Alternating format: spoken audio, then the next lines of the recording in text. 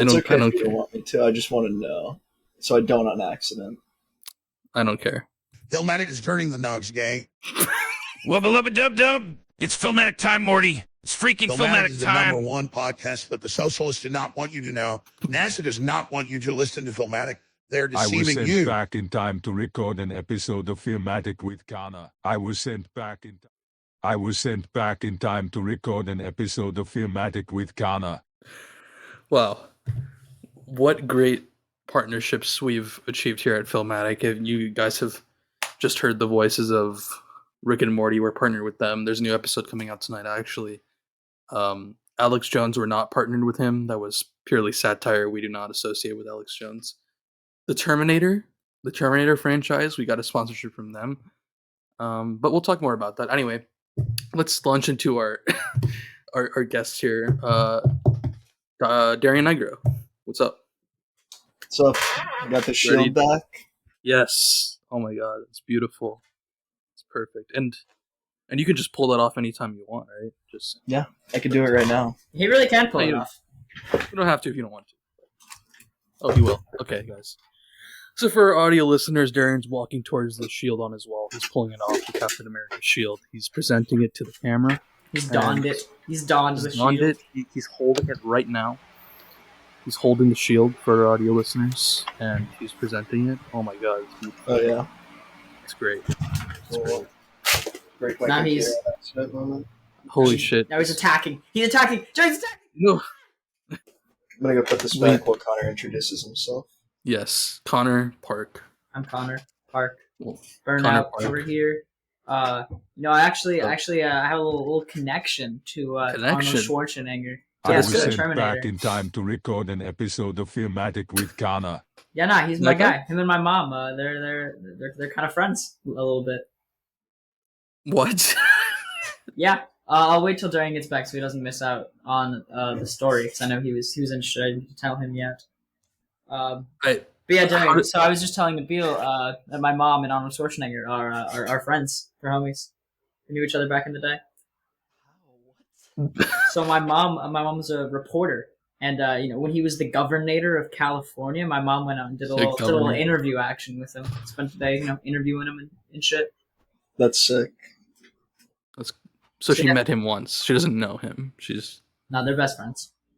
Okay. Well, NASA does not want you to listen to Filmatic. They're deceiving you. NASA does not want you to listen to Filmatic, guys. And the reason why is because today we're going to be talking about Doctor Strange in the Multiverse of Madness. That made sense. So this is came out in May 2022, and I know that I watched it when it came out in theaters. I think Connor did too. I did, yeah. Darian, you were a little late. You just watched it recently, possibly even today. I watched it like 20 minutes ago. Yeah. We're doing a rare thing where we watch the movie and then directly record a podcast, which I think is kind of a cool format because it's fresh on the mind. We'll objectively be smarter than anyone else when it comes to this movie. True. Yeah, no, it'll be good. Except for the listeners that are listening to the movie and the podcast at the same exact time. True. We could do a little audio comment. I was thinking we should do an audio commentary on a movie. That'd be sick Filmatic special. That'd be pretty funny. You start the movie and you hit play on the Filmatic episode at the same time. And we just talk over the movie. Yeah. Anyway. So, Doctor Strange in the Multiverse of Madness. So, we don't have to do this now, but I've got a couple of little fun trivia facts that I think I could propose as questions, and whoever gets closer or gets them correct gets a point on the Filmatic Trivia Board question board points scorer. So you just came up with a game on your own? I did. You're implementing it into my podcast without prior permission? We did it on the Breaking Bad podcast, too. I guess kind of. All right, whatever. All right, so go ahead. You're going to let Connor just one-way this through the... I mean, it kills time, it's just, I don't know. Hey, it's not my podcast. Listen, it's like, that's a bad example. That's not politically correct.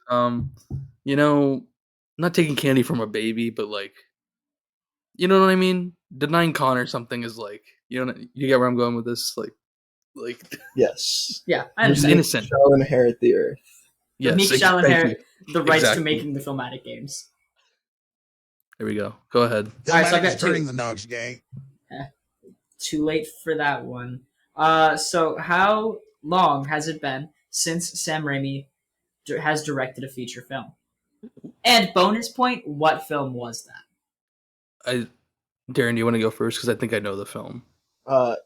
Yeah, the last feature film he directed was Doctor Strange: The Multiverse of Madness, which was I actually don't know how long ago it was, but I know it was less than a year.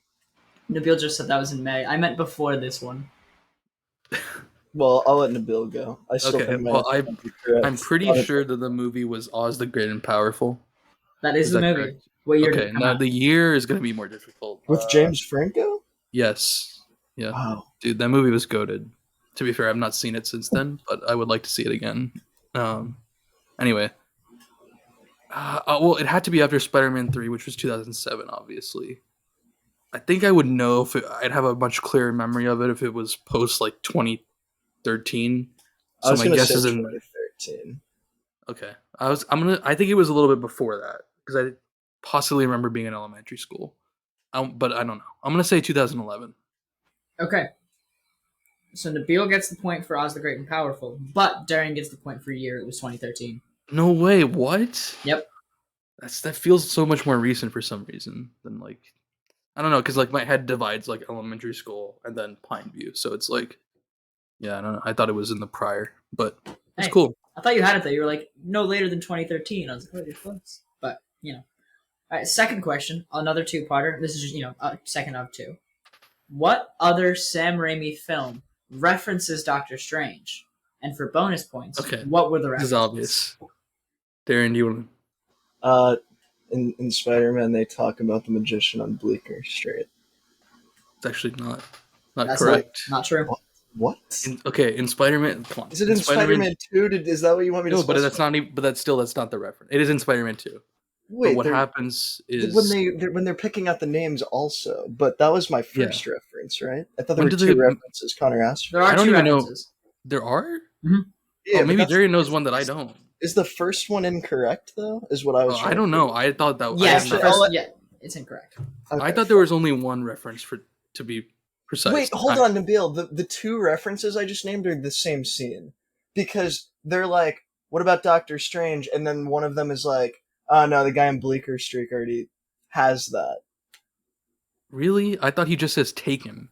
But it's taken is the line specifically. Yeah, I thought that Hoffman what am was I like thinking of then? You're thinking of like Avengers, right? Isn't there? Maybe I am. God damn, that might be from Civil War. No, I think that's like Infinity War, or something like that. That's late. Wow. Anyway, I'm cringing. Yeah, that is the one reference when they were talking about names for naming Dr. Octavius. Yep, yeah. J. Jonah Jameson. And what is Hoffman. The other one isn't a spoken thing, it's like a shot thing. It's a shot. They don't show Doctor Strange. No. So I'll say because it's a little more niche. Joe's Pizza and the billboard showing Mary Jane, like the billboard for her show, are both located on Bleecker Street. Is that a Doctor Strange reference, or is that just a street in New York? I mean, that's where the Sanctorum is. So. All right, I think it's a little bit of a stretch wherever this is coming from, but okay. I don't mean to derail things, but if anyone could find out where that line is from, I can't figure it out. And I might have just created the line in my head. I don't know, dude. I was definitely thinking of the scene in Spider-Man 2 that you guys said, but I could have sworn there was a line about Bleecker Street. No, I'm now that I'm remembering this. What? How did I? Okay, what's the line? Gosh. Bleecker Street. I got it. Bleecker Street magician gave away the stone. I'm using that site. Darren, do you remember this site that like you can search the entire MCU for quotes? No. What? This is I'll put in the chat. It's called searchmoviequotes.com/MCUverse. That's really. So I just typed in street, and then I found Bleecker Street magician gave away the stone, and Avengers 4 at 10 minutes and 49 seconds. Here's some trivia for you guys that I just came up with. you can take this out of the podcast if you want. Across the entirety of the MCU, every movie, right? Okay. How many times is the root word cock used? The root word. COCK. Yes. You know, like there are words that are comprised of cock and other letters. But root meaning is cocky, cockpit. Oh yeah, cockpit. I didn't think of for some reason. 46 is my new answer. Cocktail. That's another one. I'm gonna say 30. There's actually only 4. Yeah, that makes more sense. Cocktail, cockpit. They say the word cockpit in Captain Marvel. Ant-Man says cocky. Spider-Man, they say cockpit. And Avengers, they say cocktail. Okay. That is actually a little interesting. That is an interesting fact. Huh. Well, Avengers 2, actually. Interesting. Yeah. I assume that's during like the party scene or something like that. You'd think the line is actually, I think, from Iron Man. I can't Makes check sense. Have you been juicing maybe a little vibranium cocktail to Ultron? That's interesting. Huh. Wow. Well, The more you know. The more you know. That was our little trivia section for you guys. But I guess going back to Doctor Strange, we can talk about, the origin of the movie. Obviously, the original Doctor Strange was released in, I'm going to tell you, 2016. It was directed by Scott Derrickson, and we could talk about our thoughts on that in a second. But just to give the context for this movie, originally after the first movie came out, Scott Derrickson obviously was planning a sequel in late 2016. He signed and returned as director in 2018. However, in 2020, he stepped down due to creative differences with Marvel. And it was at that point that Sam Raimi was hired to kind of restart the project and rewrite it. And then, of course, it was filmed during the pandemic. There were a lot of reshoots. There was a lot of delays because of it. And then, of course, it came out in May of this year. Yeah, it was originally supposed to come out before No Way Home. That's true. Because it comes before No Way Home in the timeline of events, right? Well, no, not now, because... Did they, alter the cinematic timeline then? Well, I mean, I think when they were planning it, it was supposed to be before No Way Home. So implicitly didn't, mention any of that. But now, if you remember in the movie, the beginning, they mentioned that the last time they worked with the multiverse, it involved Spider-Man. And they have a little joke about that. Yeah, so... Also, America Chavez was originally supposed to appear and debut in Spider-Man No Way Home. If you look this up, there's concept art of it. But she was a major plot point in No Way Home. And was the original way that the multiverse stuff happened. Which is pretty interesting, I think. I guess we can talk about really quick the first Doctor Strange movie and what your guys' thoughts were on that. And the tone of it. I think that'll kind of lend to our discussion of the newest one and how that may have changed and not changed. Yeah. I was gonna say, I've got to say, for me, it's been a while since I've seen the first one, so I don't remember a ton about it. Okay. But I'll probably.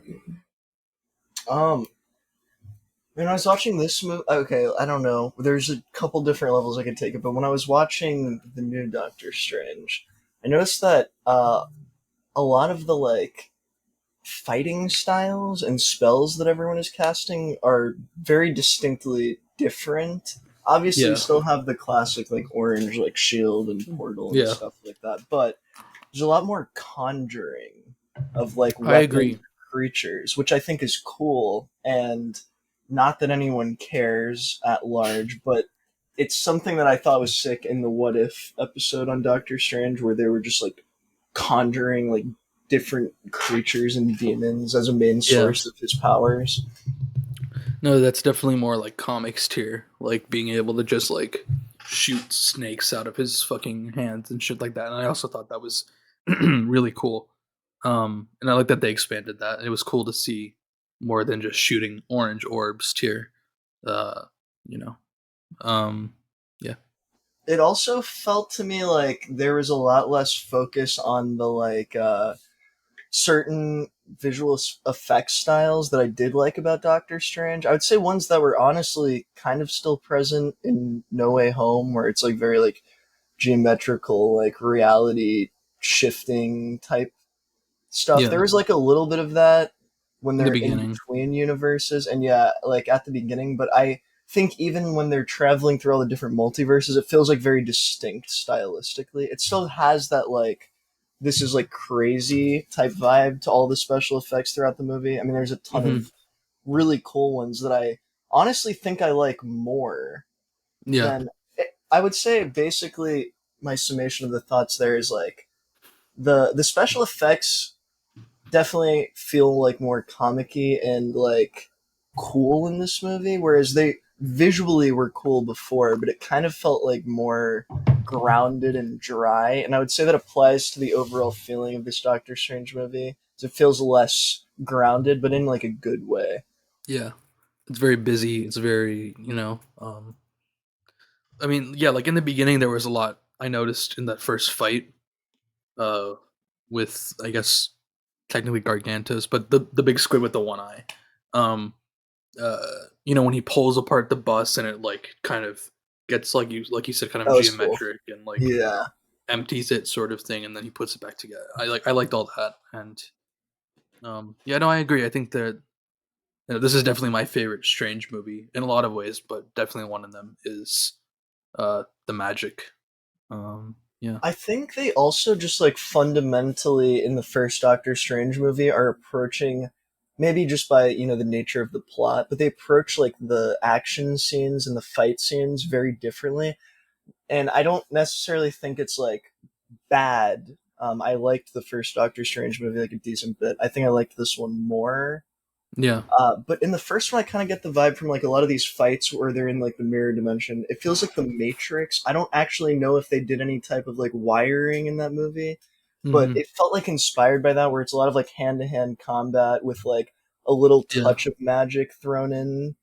Yeah. Whereas this felt more like, yes, it's leaning more into like CGI, but it's like very creative CGI. It's not just like lasers and Yeah. Yeah. No, this is, yeah. I mean, but also you have the fight with him and the alternate Mordo that was straight up hand to hand, which I thought was really cool and fun. And it's cool that he was able to show that he could do that too. Um, but yeah, no, I think they were, in the end, like there was a decent mix, but this is definitely uh, from the writer's perspective, and I'm sure Sam Raimi's perspective, like they wanted to do Doctor Strange the way that the comics have done him. Um, not to sound like overbearing or whatever, but I think that really is the truth, and it shows. I feel like this Um, might sound weird, but I feel like this Doctor Strange feels more sci-fi than the first one. yeah, If that makes definitely sense. sci-fi. Like I think a word is mystic. I mean, which makes sense, obviously, but like, yeah, there's a lot more. Like, I mean, God, I mean, I'm sure we'll get to it, but like that end, the last third of the movie, where he's the undead alternate version of himself, that all was insane, and very mystical for sure. I think the first one definitely took more like drama, like action drama influences, where this one like I don't know, it had a lot of like very very clear horror and like I'd say like horror influences and like some of the makeup and some of the fight scenes involving the Scarlet Witch. Like it was very differently inspired and therefore led itself to a lot of different visual aspects and pieces around it, which I thought was really cool. I Yeah, agree. I feel yeah, like I feel like I kind of like before the movie even came out heard about the supposed like horror aspect to it and was like skeptical, and also at the same time, despite being skeptical, kind of expected something different than what this was and what I heard it was going to be after it released. But I don't think that's like a bad thing. I feel like saying the word horror makes people like immediately, okay, this doesn't feel like a horror movie. This doesn't actually feel like effectively horror. But I right. think the way you said it, Connor, is an important distinction, because it's like just like the makeup, the concept, a lot of the shots when he's, conjuring this dead body, and dreamwalking through it, all that stuff felt very horror. Not necessarily like it's trying to be scary, but it's like, no, yeah, it's like I don't know, the the elements. music they played also during that part, it was just like, it felt like classic, like zombies, like Night of the Living Dead. It's not meant to scare people. It's like a horror movie is, or some horror movies are. I guess I'm not gonna like typecast horror movies, but like I think it was just meant to be like, okay, this is fucking cool. You know what I mean? Like this is like using horror elements for making something that's really exciting and fun and cool. Yeah, it's not like scary, but it's dark. Like, yeah, exactly. Visually, And definitely in terms of dark and horror and all of that, the most extreme the MCU has ever done. Oh yeah. Yeah, and yeah, I said this specific, like in this, I commented on this specific scene while we were watching, but when Scarlet Witch is chasing America and Doctor Strange and what's her name? Christine, yeah, thank you.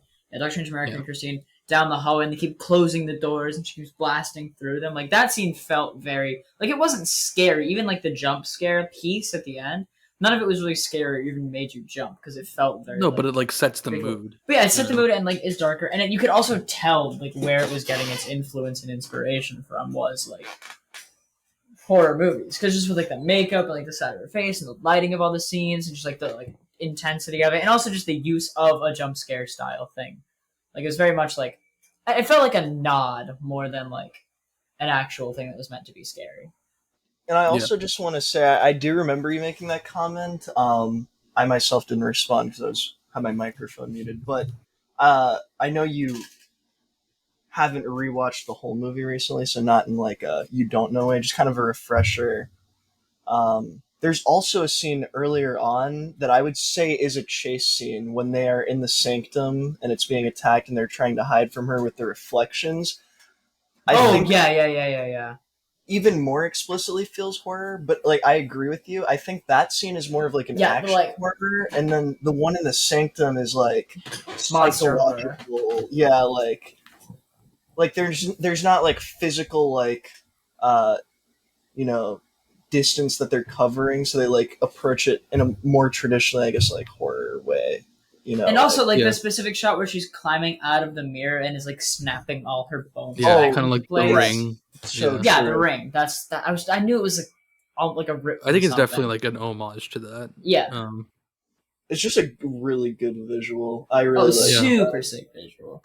Yeah, that combined with the moment where you first see him, like we were discussing before, when she like stands off with him and then he shoots the snakes and then she also shoots her sorcery at each other. I think that scene between that and her climbing through the mirrors. Also, right before that, when she gets trapped in the mirror dimension, like he tricks her and she's in there and it's like fucking spikes and shit. I think that all was like the moment in the movie I was like, okay, this is definitely gonna be something different when I first saw it. Also, I might be off here. You're gonna have to redirect me if I'm skipping further into the movie than that, but is this not around the same time that they do like the pinhole effect where like Doctor Strange is knocked out and then Scarlet, like whole screen goes black around his face and then that's around hers? That's when he meets Mordo and Mordo like drugs him. Okay. Yeah. I'm sorry. That's actually no. That's a good thing to bring up though, because I saw some discussion. It's fucking Twitter, so take it as you will. But like it does raise a little interesting. Like I saw some people talking about those effects that Sam Raimi uses, like the pinhole effect. Right before that, when Mordo's describing to Doctor Strange what dream walking is, there's like these cool like cross-layered like blurred effects, or at least I think they're cool. But like some people were like, "Whoa, it's like this is so like cheesy and it's like straight out of a early 2000s superhero movie." Like people who disliked it. But I mean, personally, like I thought it was really cool. And when you say the overlaid blur effect, just to clarify, it was when they were doing like you could see Scarlet Witch like dream walking, overlaid with the shot of him explaining it and Doctor Strange reacting. Yeah, well, it starts with him like explaining it, and then you see her, and then you see Doctor Strange reacting. Then you see like the books and the candles. Then it's back to her. So it's Yeah, like I kind of like like back and that. forth. Yeah. The other effect, and this might just be the only other one that's kind of like very outwardly weird that I wanted to make sure you weren't talking about, was just the way the screen warps when they realize that they're drugged. Yeah, true. It's like it feels like I don't know how to put this. It seems like a simpler effect than they could have gone with. I feel like they could have gone with some more like fluid, subtle, like like blurred vision. Yeah. But I don't know. I think the like green tint and just like I don't know what you call that effect, but it's like they basically just like if you went into Photoshop and just like warped the image. Yeah. I No. liked the simplicity of that and Yeah. like the I don't know. I feel like it fit the vibe well. All of the effects, but Yeah. And I feel like it looking like an early 2000s superhero movie isn't a bad thing at all. Like, that's what Sam Raimi did. You know, Spider-Man 1, 2, and 3 were all within the 2000s. Like, that's his era. And, like, those are personally three of my favorite Yeah. superhero I think movies. at this point, I know a lot of people, I think myself mostly included, where it's like kind of realizing that those early 2000s movies, even though they had their flaws, were much more substantial than uh, a lot of things that are coming out today. Yeah, because, like, something I was thinking about recently was, like, the Spider-Man movies. And, like, I think it comes across more in this movie than other, Marvel movies around this, like, the era we're in now. But, like, you know, the original Spider-Man movies, like, they had, like, you know, the plot going on and the superhero things and the villains, but they also had, like, a very clear and relatable theme of, like, you know, whether it be, like, believing in yourself or, like, trusting the people around you or just, like, you know, like, the things like that. Like, it had a very clear, like, theme and motif and, like, a struggle that the character was working through to, like, you know, get to the end. And, like, in the resolution, you see them work through some sort of personal issue. And I think that was seen in this movie. Like, while it was about Doctor Strange, and like it did tie into the, you know, the era we're in now, felt like that. It also had that sort of, you know, motif aspect to it with America's character, which I thought was really cool. It was like a little more subtle, but it was still there. Yeah. Yeah, I think I just want to say I also noticed that, and I think two things. One, they did a good job like developing the thematics in terms of like a multiverse movie. I was kind of thinking like this might be the easiest thematic to tie into a multiverse movie, but they focused on it well and developed it well. And I think that's also like I don't think it's that no superhero movie past a certain point in history or past a certain point in the MCU doesn't have a clear or doesn't have a theme that is the point of the movie. I think it's just not always clear because it gets kind of like backseated for plot. Yeah. Or believable because of that. Yeah, that's the comment I was gonna make. Like, it definitely seems like the focus of the newer ones is like progress overall, like, overarching cinematic universe plot, introduce new characters. It's not about, I don't know. Like, it seems like less about the individual. Even when story. they try to, like, you take my personal opinion, like a bad example of it, like, okay, so you take Iron Man's arc, right? Now some people like it, some people don't. In my opinion, post like Iron Man 3, I feel like I don't feel like his death was really that earned of the reaction that it elicited from people. Like, I feel like from Civil War onwards, especially, like, they tried to do this thing where in Infinity War and Endgame, they're like kind of bringing it up, like, well, wait, like Iron Man, he was a bad guy, and he not a bad guy, but like, you know, he became a better person, and so his death is warranted, and it should make you feel all these things. Which, you know, it isn't like, you know, 0% like terrible, but like personally, I didn't really like buy that much because I feel like they kind of dropped off after Iron Man 3, and I feel like Civil War, you know, they tried to do this thing, and I have a lot of problems with Civil War specifically, but like, you know, they tried to do the thing with the superhero act and like the two ideologies clashing and whatever, but it felt like they never really like explained it beyond the surface level of like we disagree. So like stemming from the base of that, I never really bought into the whole Iron Man arc thing, right? And you take, you know, which I feel like especially across multiple movies should be super strong. Whereas you take this movie, you know, you take what Sam Raimi does so well and from the Spider-Man movies, which is like introduce a world of emotion, introduce the other side of being a superhero, you know, and like you know, so I've seen some people argue like, you know, like, oh, this, you know, Christine is back and like we haven't seen her in years and like why should we like buy into his love for her? And like I sort of understand it, like, okay, like she was in Doctor Strange 1 and the Doctor Strange was in 5 movies and she obviously wasn't in it because he was a side character.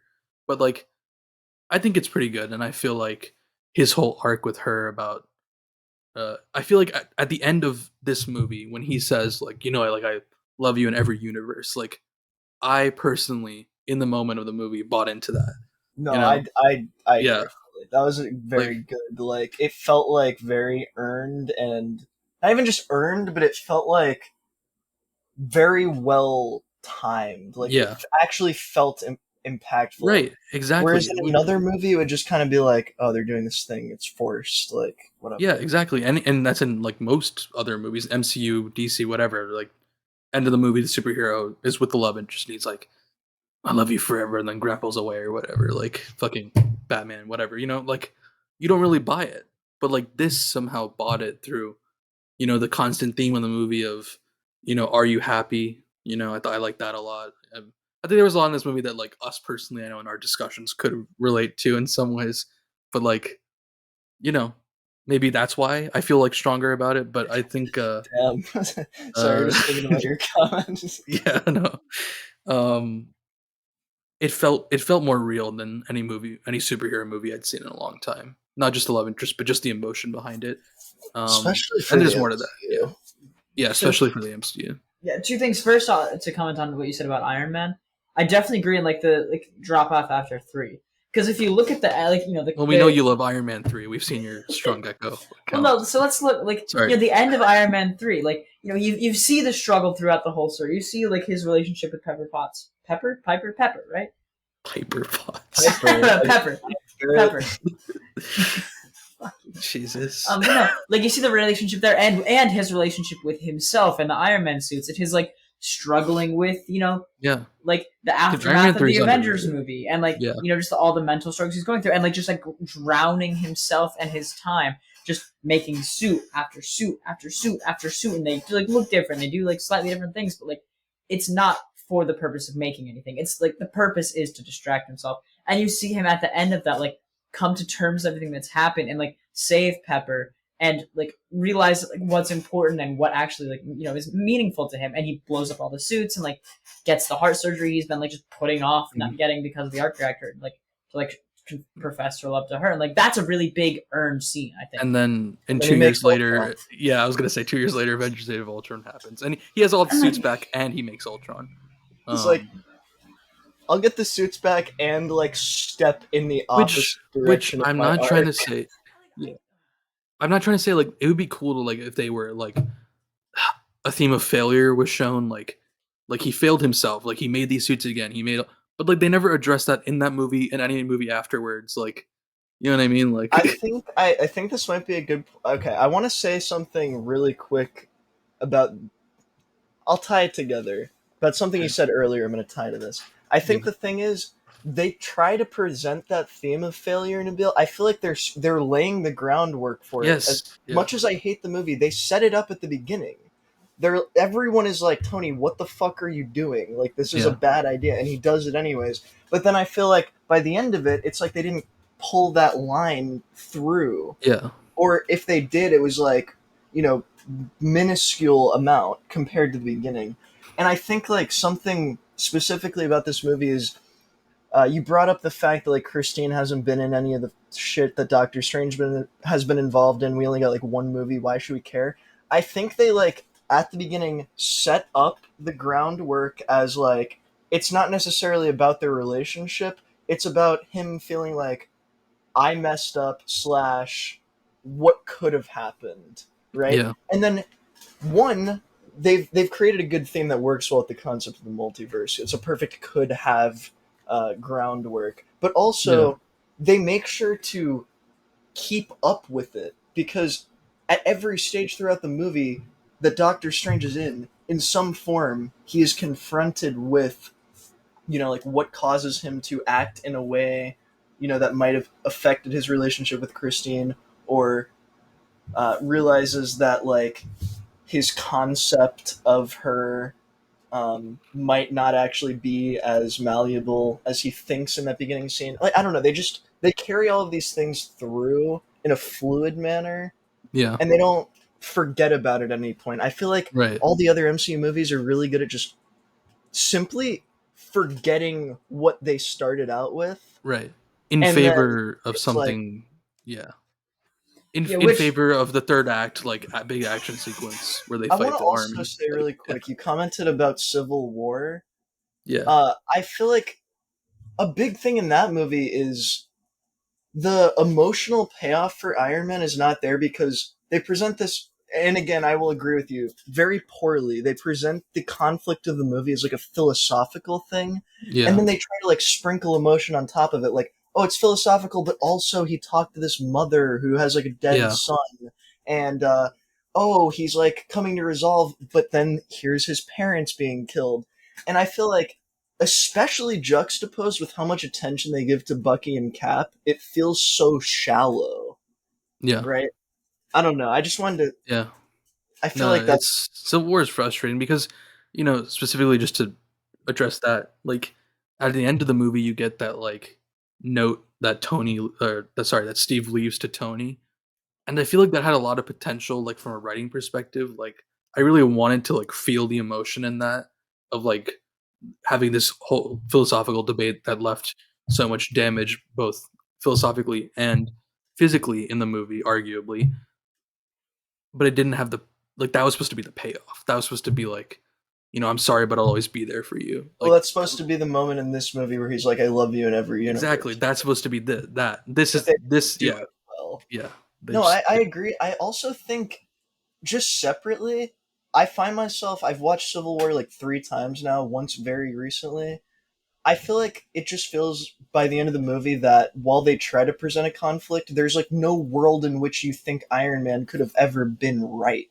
Because the way he reacts to that note, and also like the entire emphasis of that note, I think is just like Cap is being a better, bigger person.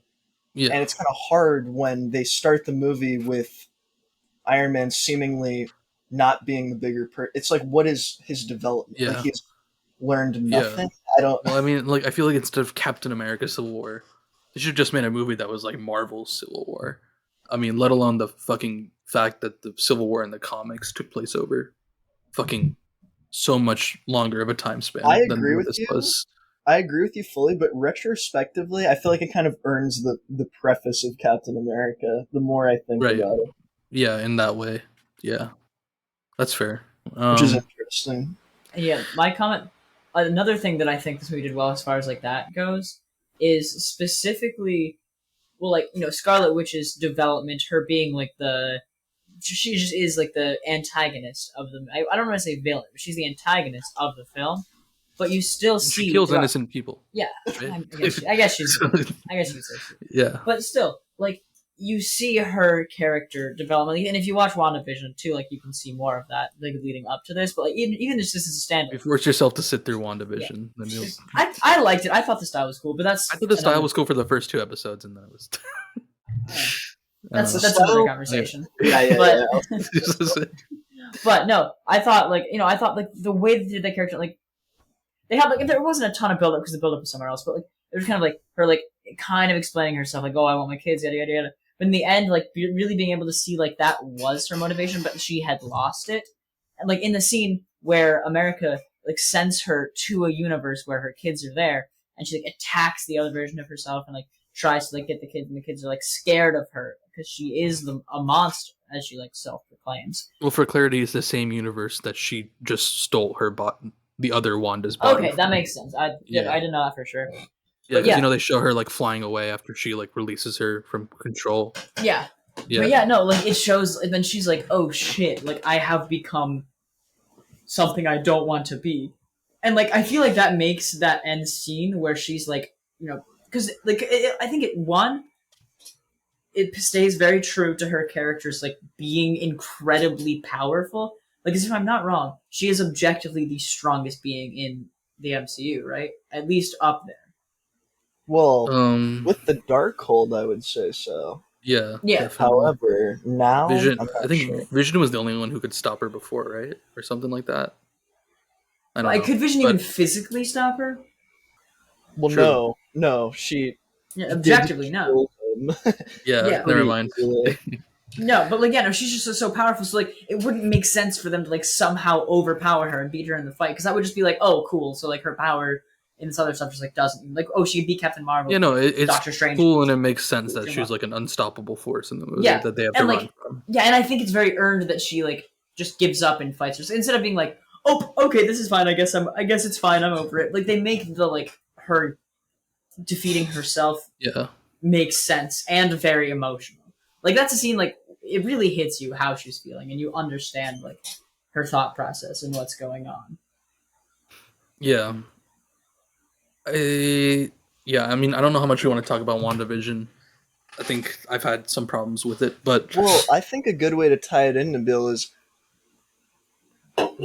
whether or not we do, is how do you guys feel like this movie exemplifies their approach to Disney Plus shows? Like, I feel like I could answer myself, but I'm just asking both of you guys, like, how do you think you would have felt if you didn't watch WandaVision and just went straight into this? And two, do you think that it's like good the way they handled it? I personally think that it was perfect, because when I saw this in theaters, I hadn't seen WandaVision. I'd heard some of the plot, like, you know, people have told me like some of the main points, like, oh, she made a city and had kids, and I was like, cool. So that's all I went into this movie knowing, and I don't feel like I lost much. Like, there's the one scene, the first scene with Scarlet Witch, where they're talking in the apple orchard, and like they kind of mention what like happened in that, like, in passing, but it's not a super huge thing, and it's not like a necessary piece of information.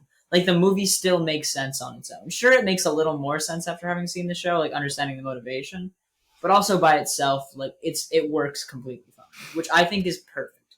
I think having the show there and making it like, you know, making it, yes, tie in, and if you know the movie, you get an Easter egg, you get a little bit more information. Or so if you know the show, you get a little bit more information, but not having to watch it for the movie to make any sense. Right. Personally, I kind of disagree. Okay, so on one hand, I like that people who hadn't seen WandaVision were able to go in and get into it without having to worry about that and not wonder too much, like having friends tell you whatever, like, or guessing it as implicated in the beginning of the movie. But I don't think it should be that way. Like, personally, I don't know if it's just like OCD brain tier, but like the fact that if I hadn't watched WandaVision and I'd gone in and I would not have known what they were alluding to, / would only have known if someone had explained it to me, I feel like doesn't represent how personally I would have liked to make or consume a movie. Like, I'm not a big fan of the Disney, like, I don't know, like, it makes sense if like Daredevil shows up in a movie, I feel like, that because you're just like representing his character from the series, and you can much more easily write and explain his character through writing in a movie than explaining like the events of an entire show, especially because the events of the entire show tie so directly to her fucking motives in this movie. Yeah, I was gonna say, like, I obviously, Nabeel and I both had seen WandaVision before this, so I can't say with actual certainty anything, but I am surprised, and it's good that you felt that way, Connor. I just personally, like, I was thinking about it while watching the movie, and I was like, dude, if I hadn't seen WandaVision, this would have bothered the fuck out of me. Yeah, it would have bothered me. Thinking about, like, what are they referencing? And obviously, if I'm watching the movie, 99% chance I know, oh shit, I should have watched WandaVision. Yeah. Which makes it a little bit worse. Granted, that is a thought that I had during the movie. I was like, I do wish I'd seen this for a little bit more context. So here's what Sorry, Connor. That's all I was going to say. That was done. I propose this as a topic of discussion maybe shortly, if you guys want to. But I think I agree with you, Nabeel, that it shouldn't be like that. However, at this point, it's going to be like that. Yeah, that's the unfortunate part. The way that they address it, though, is a choice, and I think it could be done a lot better, because here's the thing. They present it in a way that's like, this is context that you do or do not know because of WandaVision. Like, the way Connor interpreted it, that's how they approached it. It worked for Connor, which is good. Hopefully it worked for most people. However, I think a better way that they could do it is if they instead tried to, like, drop the necessary tidbits about, like whatever the name of this town is, or oh, like you don't have kids. What are you talking about? If they presented it as more of like a mystery within the movie, and I'm really focused on the word present because I know it wouldn't be for some people, but I think that they could just, instead of having a conversation very directly, like, oh, this happened, like, how do you feel? I think they could instead be like, oh, that thing, and then kind of allude to it, because I think her motivations are clear by the end of the movie, whether or not you've seen WandaVision. Yeah. However, at the beginning, they present it in this way that's like, we're confronting it super directly head on with specific like words that you wouldn't even recognize. Like, the name of the place. Like, I did, I assumed that was the place that I had, like, I had heard it's just like, I didn't know. I know how, like, I may not fully be this way, but like, I know the general public, I feel like I have a pretty good grasp on it from reading like social media and stuff like that, and talking to people, obviously, and friends and stuff. I feel like at the beginning of a movie, if something like that is unclear, it can have an unfortunate byproduct. I'm not saying it did, or maybe it didn't for most people, but I think it has a real potential of like already from the get-go turning people off to the movie and taking them out of it. You know what I mean? I think that's fair. It definitely does pull you out there for a second. It's like, it's not the same thing, but it's like on a much smaller level. It's like seeing the sequel to a movie before seeing the first one. Seeing fucking Harry Potter and the Chamber of Secrets before the first one, or I don't know. I can't think of a good example, but you know what I mean. Yeah. I feel like it does matter though, because they're, the people that aren't talking on social media are probably the people that aren't as invested in this shit. Like, take someone like our friend Evan, for example. Yeah, exactly. Maybe you could say he's destined to hate the movie because he doesn't want to have to watch a Disney Plus show. But I think if he starts the movie off and they're directly like throwing shit in your face, like, oh, this is a turn off. If you watched it, and if you didn't, it feels like you get like bonus points if you watch the Disney Plus show. Like, it's like in a video game, like, oh, I did this side quest, so like I understand this dialogue better. Like, oh, fun for me. I think literally it might sound super nitpicky and weird, but like I think if they just replaced the name of the town she created, which is funny, I can't even remember it. Westview. Okay. Westview. Yeah. Let's say instead they just reference like if Doctor Strange was just like, oh, this incident. I'm not here to talk about that. I feel like it'd make me feel like, oh shit, she did something wrong, but I don't have to know the specifics of it. Or just have like Wong not know about it, so that Doctor Strange has to explain it to Wong. You know what I mean? That would be definitely like a little bit more of a cop out way of doing it, but like but at least you wouldn't have this problem. Like, I think it also could add a place for comedy.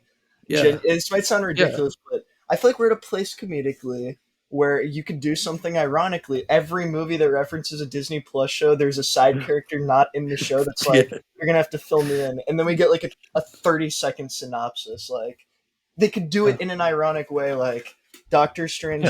They do this already for worse jokes. Yeah, and I feel like I'd be able to just straight out of town, like came up with these kids because she was sad, like whatever. Yeah, and then you just swallow the pill and you move on. Like, it's not perfect, but like I think it's much better than this fucking like weird gray area. I don't think they did it horribly in this movie, for clarification. I just think like could have been done better. Yeah, and I think it's accessibility. More relevant. Yes.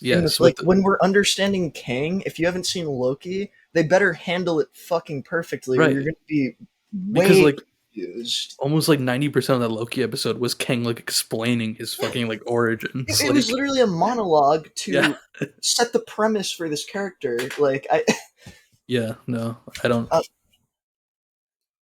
And then we get back to the big discussion of Disney Plus, which is like, I've had a lot of conversations with Darian about this, but like, I personally, this is kind of separate, but like, I'm not a big fan of the direction, as much as I like this movie, like that Marvel is going generally, because I feel like they're, for business purposes mixed with just, I guess, the way that these are being received by the public and by fans, seem to just be like full steam ahead, like doing like 80-90% like Disney Plus things, and implicitly, in my opinion, when they do Disney Plus things, and I've yet to be proven wrong. I hope I'm proven wrong by the Daredevil series, which I'm really looking forward to because I love Daredevil so much. But implicitly like means it's going to be a 6 to 8 episode series special that has, you know, the one filler episode, the 2 intro episodes that are released on the same day. You know, everything happens in the last episode. You know what I mean? It's a formula. And I think that most of us can see that. Well, it's like, I know this is a podcast about film. However, I know everyone here has a lot to say about TV shows. Yeah. Disney Plus series feel like a weird in between, and I haven't seen any of the Star Wars stuff, but I would assume it's probably similar in the sense that you're in this fucking gray area where it's like this could have been a movie, but it couldn't have been a TV show, but it technically is presented as a TV show. Yeah, it's like, I don't know. I think something that makes good TV, like a serialized episodic presentation rewarding, is that like it's not capped at one season. Yeah, I'm not saying you can't have a good presentation of like a TV special that's one season. However, for characters that are going to exist in a universe and with 100% certainty be used again and again, it feels kind of messed up. I know they're giving more seasons to some of these shows. For clarification, I'm not unaware of that fact. However, it feels very different than if they made which they did, a Daredevil TV show separate from Disney Plus, where they could just keep him here and do seasons consecutively without having their schedule filled with all of these other shows, which is funny because they did manage to do other shows. But my point is, like, where is the second season of Loki? We have to get through like so much that is directly related to it, universe-wise, before we get the next season, and it feels weird. I don't know. And I just want to say the way it is like it's not a normal season of TV where it's like season 2 of Breaking Bad, Better Call Saul, fucking, you know, Connor watches Big Bang Theory, whatever. Like, the next season of a show is, of course, this might seem obvious, but a sequel / continuation of the prior season, right?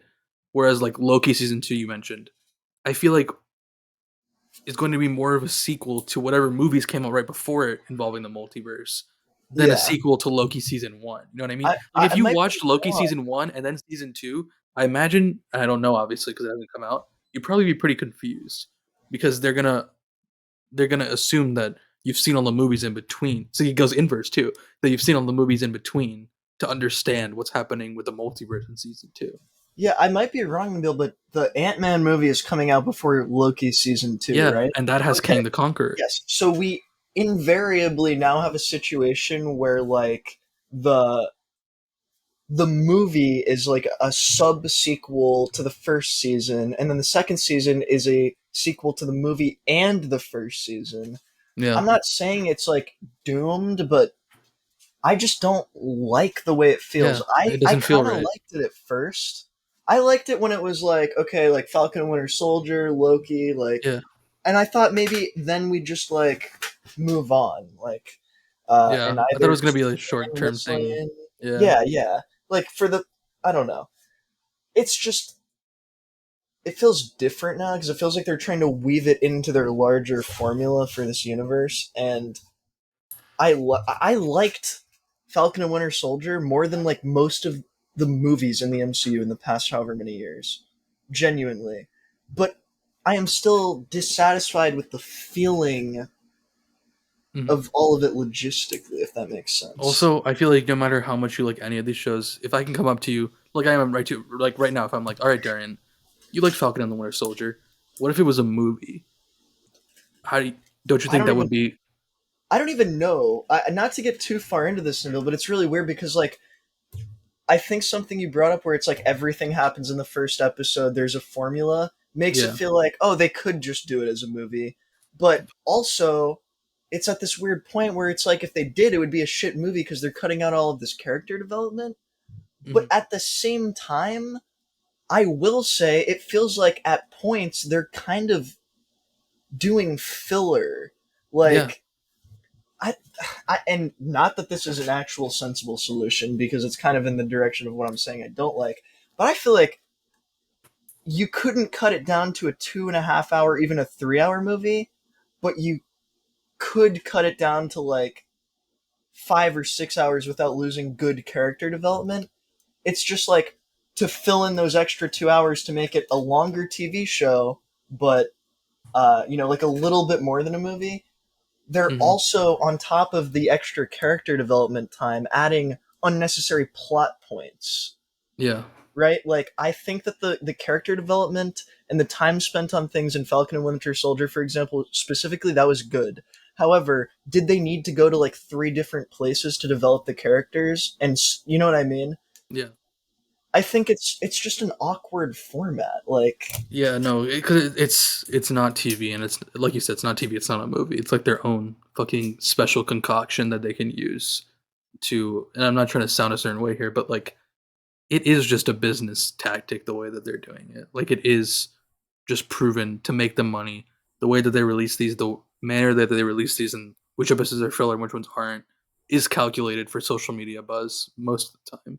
You know what I mean?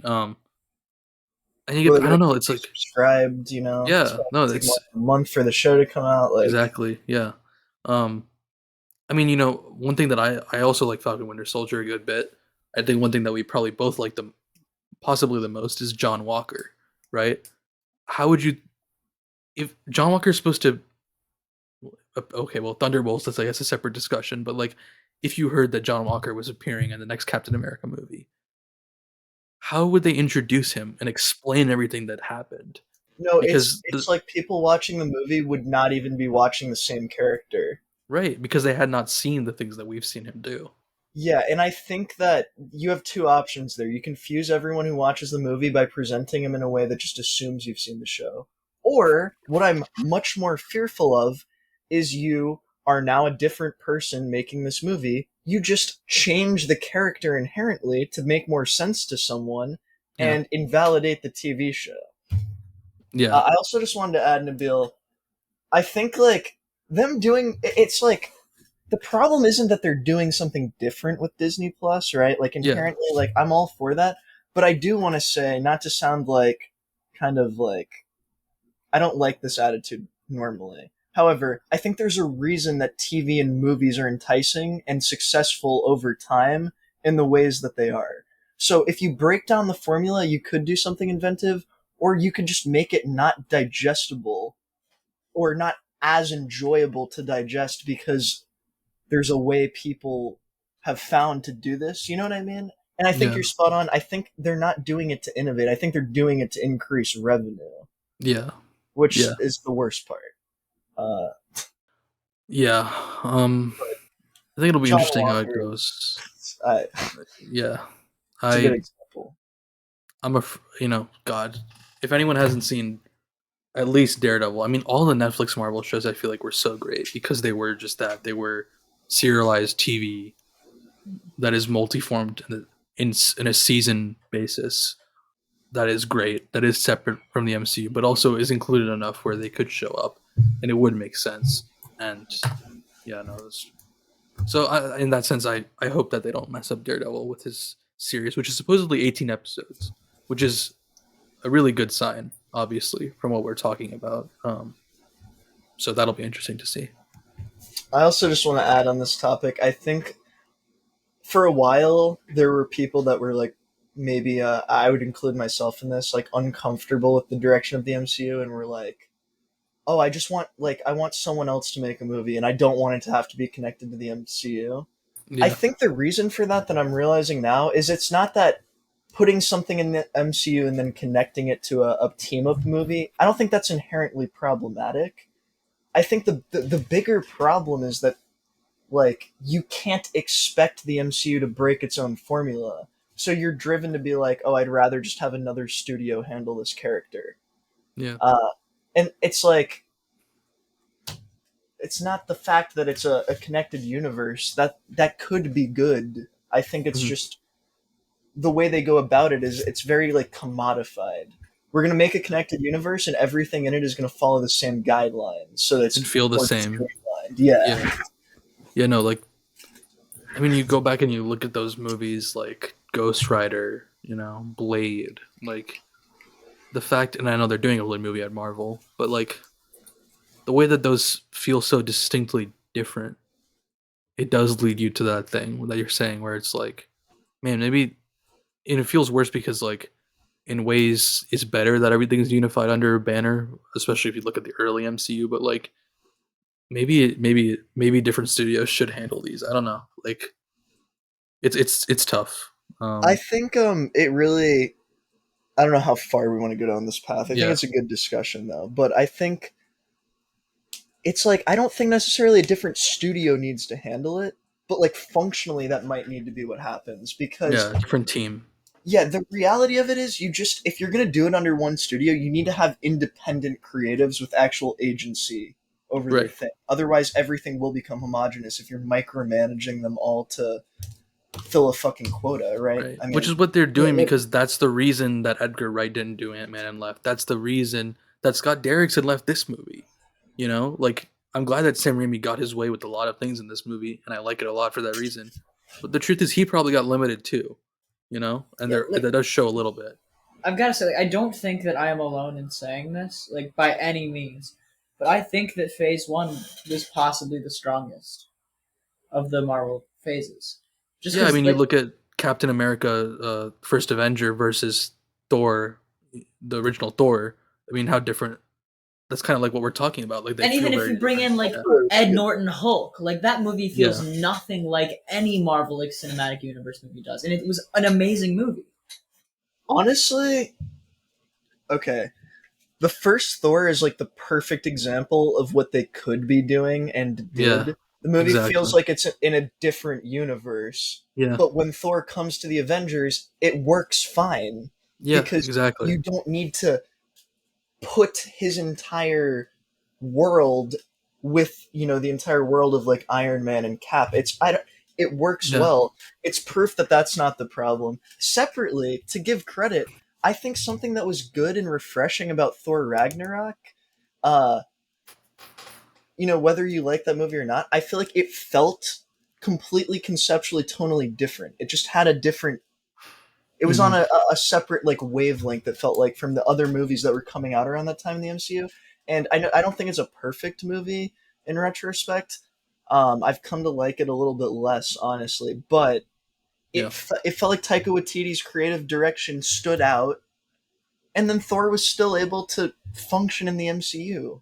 I mean, I think they kind of messed up his arc in Endgame, but or was that Infinity War? Infinity War, I guess. Yeah, I guess kind of both, depending on how you feel about Fat Thor. But how could I forget? I just mean like I think the difference, I guess, I'm trying to point out more clearly is like Thor 1 and Avengers feel very different, but they didn't change Thor in the Avengers to make it work.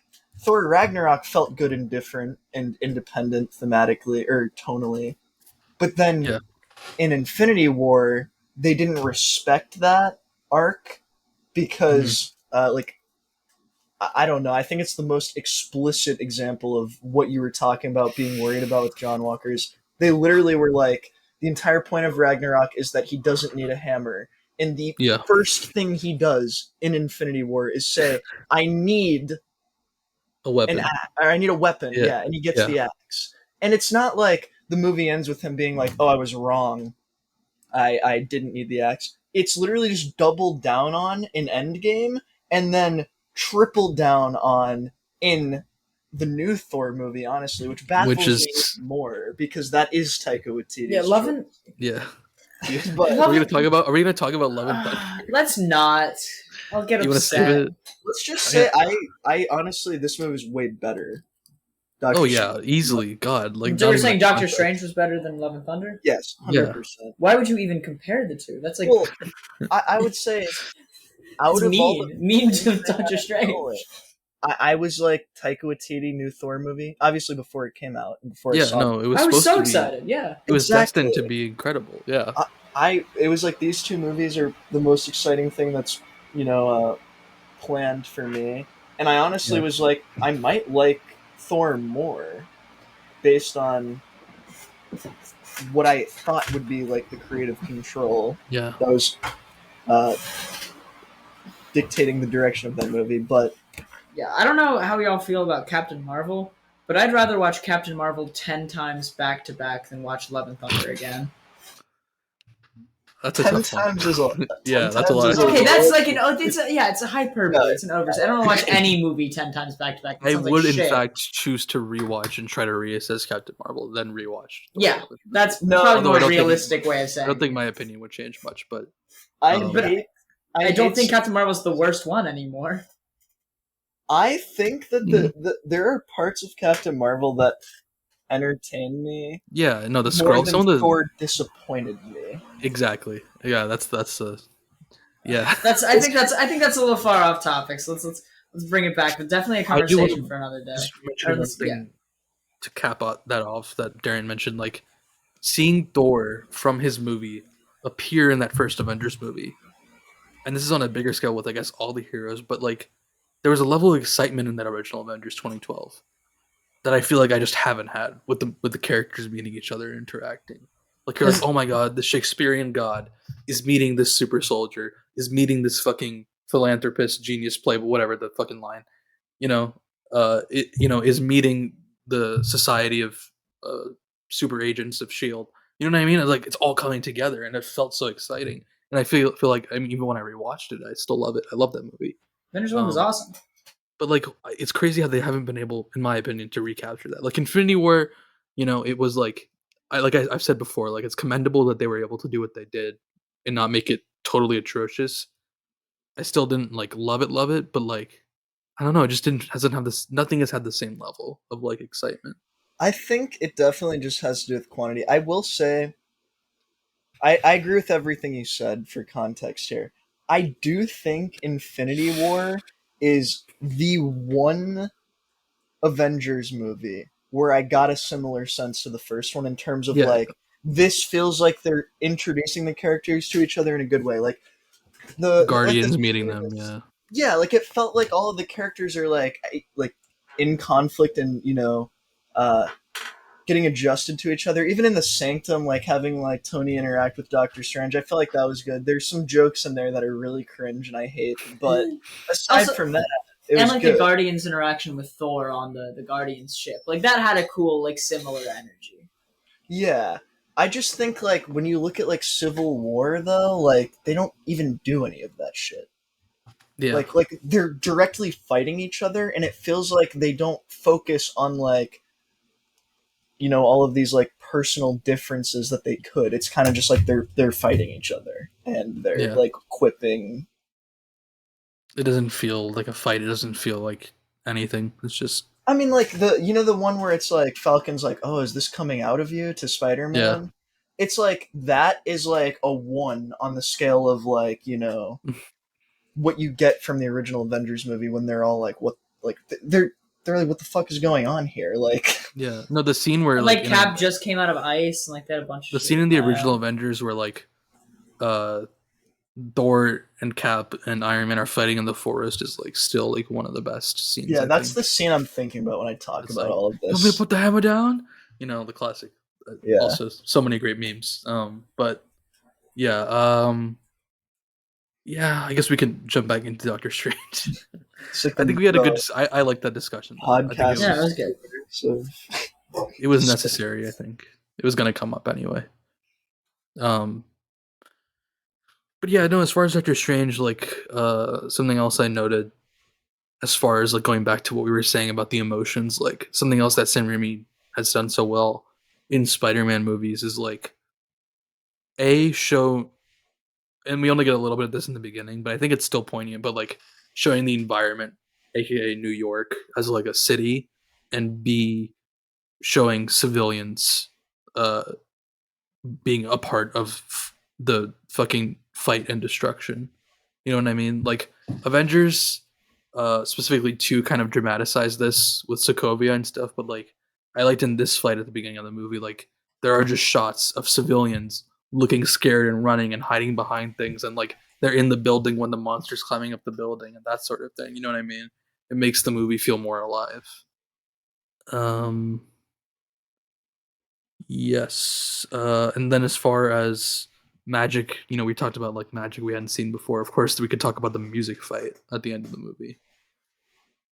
I'm a big fan of the music fight. And when I first saw it, I was like kind of like giggling to myself. Like I was like, this is great. It was sick. And the audio, I thought the audio mixing was it was a little bit gimmicky, but it was still cool. All right, Burnout. No, one of the things is like, in one specific shot, and this is like a thing that they really only did like the one time, and it really stood out. Like, I'll start the meeting that scene. Because I have a number of comments about that I was hoping to talk about. So yeah, first of all, like when they're taking them and shooting them at each other, and like it like plays one like classic piece that like everyone's heard before, like some some moment, throws it, they catch it, it like morphs like and like changes into a different piece. That I thought was cool, and I thought that was neat. But yeah, the gimmicky piece was so when they had the big ball, it was mostly like shots like switching shots. They had one shot where it stayed on main Doctor Strange, and the ball comes forward, goes off the shot to the right, and then gets pushed back. Like, if it was staying consistent, that would have been Doctor Strange gets pushed, flips to the other Doctor Strange, gets pushed back, flips back. And that's how they would have normally done it. But for that one shot, he pushes it, it goes off screen, the shot stays, but the audio for the music pans hard right, and then comes back. Which I thought was cool. It made added a cool dynamic to it. I just thought it was funny that they only did it a single time. NASA does not want you to listen to Filmatic. They're deceiving you. I'm not gonna lie, Connor. I didn't catch most of what you said. Did Darian? Do you understand what he's saying? I mean, I get what you're saying. Like you're saying, it didn't line up like the I action. think the play-by-play recreation definitely sounds a little confusing, but I think Connor's just trying to say that when the music doesn't like track with the visual more than once, when it's going like they pan I know what you're talking about. Yeah, past him, but then they don't keep panning the audio. That's what you're saying, right? Yeah, they just do it like they might do like some subtle stuff, but it's like really the one time you're like, okay, yeah, they are just hard panning this for just this one shot. Which sure, it was cool. I think it's because I read that this was like a pretty last minute addition to the movie. Like one of the last things they added in like reshoots was this scene. That makes sense then, like wanting to get that in. But I mean, I get it. It felt a little gimmicky. It was so cool. I enjoyed it. I thought it was a fun scene. Yeah. Do you guys want to talk about the elephant in the room of this movie? I guess for most people, the tier Illuminati, the Illumawati. You wanna? Illumawati, that's good. The Illumawati. First of all, what do we think of that joke? I don't know if it's because like if I'm being a hypocrite, but I thought it was. I didn't like hate it. I thought it was like funny, like ironic. I don't think it was as. It's not as effortful as like a Ben and Jerry's ice cream flavor. Like, okay, let me put it this way: it's like it's a one-liner, and yes, it's not like actually that funny, but it's like I think it's acceptable because a lot of the other MCU jokes that are just bad have this problem where it's like they're over committing. Yeah, there's so much like effort. We're diving into a sub SNL skit for this scene. Like we're setting up like, oh, Ben and Jerry's Marvel flavors, and then everyone gets to like mention one of them. Like it's a full blown like skit. Like it's like we're fucking really going into it. We're gonna spend 20 seconds on this ice cream joke, which separately, what is the punchline? But I don't know. Yeah, that's a good I didn't point. think it was that funny. Dude, I think I thought it was fine. I immediately was like, "This is absurd. Why would he say that?" Like, I thought it was just hilarious. Yeah, I think it made in the whole like Illuminati sequence, he has moments like that where he's like the Illumawati, and then like Mr. Fantastic is like, or they introduce Mr. Fantastic, and he's like the member of the Fantastic Four, and he's like, "Did you guys chart in the '60s?" And I was like, I don't know, I like those kind of jokes. Like, well, I think it's like also works with Doctor Strange because he's just like an asshole. Yeah, he's a pompous asshole. That's the whole thing, and I do want to talk about his character separately from that too. I mean, it like makes sense. He's chained up. He feels like these people are just wasting their time. Yeah, he's annoyed.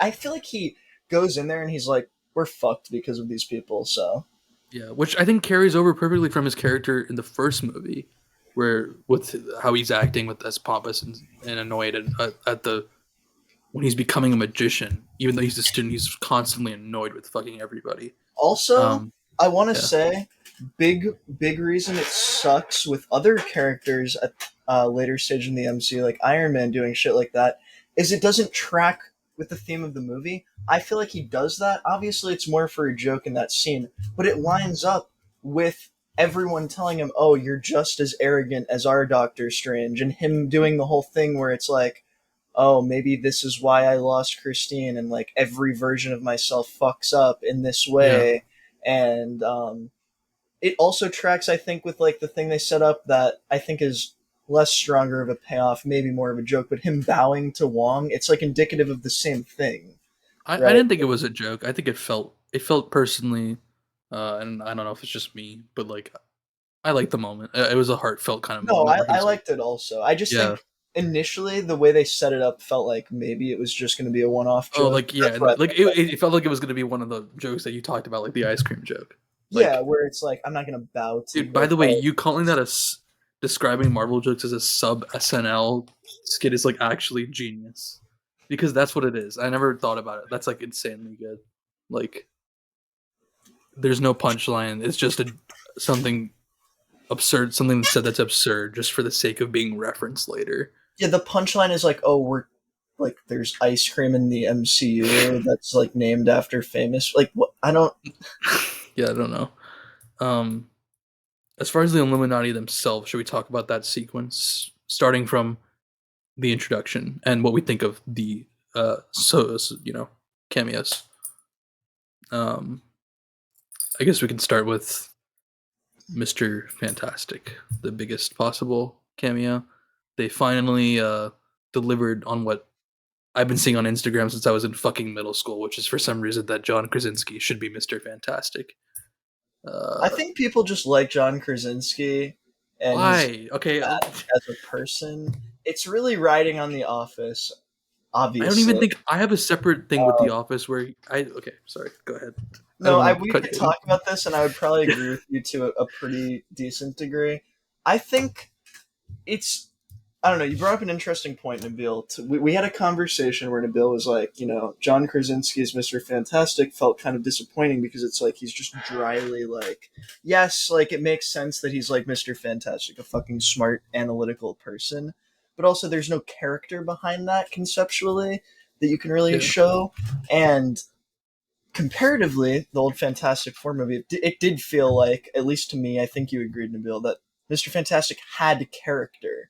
Adam Grufford played that role incredibly. I thought he was and in the good comics character. he has character too. So I don't know where people are getting this thing that Mr. Fantastic is supposed to be like that, because in my view, he's not.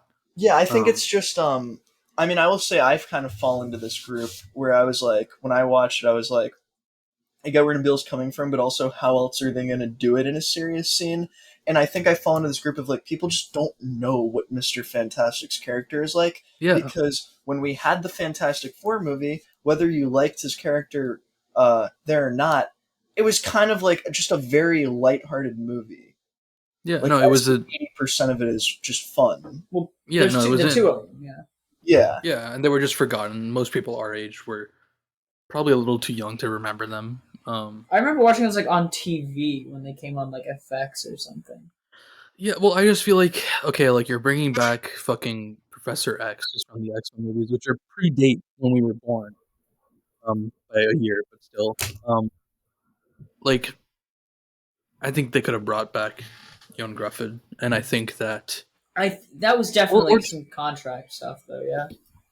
I have no idea. I don't think they have to mention it or talked about it, or they tried to. If they tried to, that's respectable. But like, I doubt it. I think Nabeel, I think the problem is I agree that would have been good, but you gotta like think about it from Marvel's perspective is literally just like Professor X is money, so of course we're gonna bring him back. But what the people want now is John Krasinski. So if we can like get a fucking whisper about this out to the people that weren't gonna watch it, all the engaged like if you're fan casting, you're gonna fucking watch him in the movie.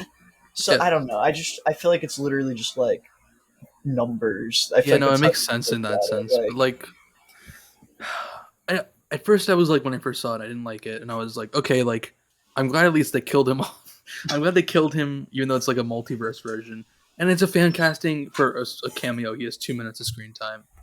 Okay, But then there are rumblings now that he's actually going to be Mr. Fantastic and stuff. Like, I don't know. Well, here's my big question in all of this, and it literally, genuinely has always been, and I don't know, maybe you guys can answer. What the fuck is John Krasinski's personal interest and connection to the character? Because, like, for example, Ryan Reynolds really wants to play Deadpool, and I think that he got it made. Shows, yeah. And Ryan Reynolds is Deadpool. In every movie he's in, he is Deadpool. Yeah. And also even personal, everything he does, he just seems like he is that character. He represents that character so well. John Krasinski, it feels like a reach. I just don't even is within reach. John Krasinski knows. Okay, let's go to a weirder example, maybe. Andrew Garfield, whether you like those movies or not, was clearly passionate about Spider-Man, and whether you liked the way his character was written as Peter, I feel like he still brought shades of that to the table in his performance. Yeah, I agree. John Krasinski, I feel like brought nothing to the table in his performance. Exactly. Maybe it's because he doesn't care that much and just wants to make people happy, which is fair. I just don't get the vibe that he's like, oh yeah, people fan cast me, I could bring a lot to the table. I feel like he's like, okay, I'll be Mr. Fantastic. I have an even further proposition, and this is unpopular, but maybe John Krasinski doesn't have much to bring to the table in the first place. Okay, I stand to argue that John Krasinski, I'm not saying he's a bad actor, but is overrated. Okay, people like him because people like him in The Office because he's supposed to be the likable protagonist. Which, by the way, I would argue upon rewatch, he's not. He becomes an asshole 3 seasons into The Office, and I feel like that's on purpose, and people don't realize that. Anyway, he's an asshole in The Office, and he plays a one-note character for the most part in The Office, besides the first 3 seasons. Secondly, I've only seen parts of what's it called? The fucking horror movie. Don't look up. What is it? Quiet Place. Quiet Place. Don't look up. Quiet Place. No, that's what I'm in, right? Through the Woods. No. Oh. The one with Timothée Chalamet that everyone said I don't know. Multiple people said there's a character. Oh, okay. I've seen Don't Look Up. You're talking, Timothée Chalamet plays a character in Don't Look Up that is basically Connor. I don't know if you've seen Don't Look Up. I still haven't seen it. It's pretty funny. Anyway, Darian, I know you've seen. Oh my god, Stay Quiet. What is it called? Quiet Place. Quiet Place. Don't stay quiet. Be loud. Okay. What was he like in that movie? I thought that movie was pretty good. Okay, here's the thing you have to understand also, I think really quick, is John Krasinski made the concept for that movie, right? Mm-hmm. I think it's a good concept. Having watched the sequel, I think he also had a bigger picture for what's going on in this universe than just, oh, you have to be quiet. Okay, cool concept, not that interesting. It was more thought out than that, and it shows. However, I think he's acting in it more as a means of getting, I'm going to prove that I can write a good movie, so I'll be the one to make my first written movie, right? I don't think he's going... I don't think he's writing the character that he plays as a really good character that requires a lot of performance, because... It's just a device. Yeah, he wants to be able to make the movie happen, so he's going to play this character that he has written. I don't know, my point is, I don't think the movie is about his character giving an insane performance, and I think he knows that, and I think he... And I respect that. Seemingly is more interested in conceptualizing the movie than actually being the main character. And I respect that. I've heard a lot of good things about the part 2 or second sequel, and I've heard good things about his writing in those movies. I just feel like in anything that I've seen him act in, I've only seen him act in barely 2 shades, barely 2-dimensional.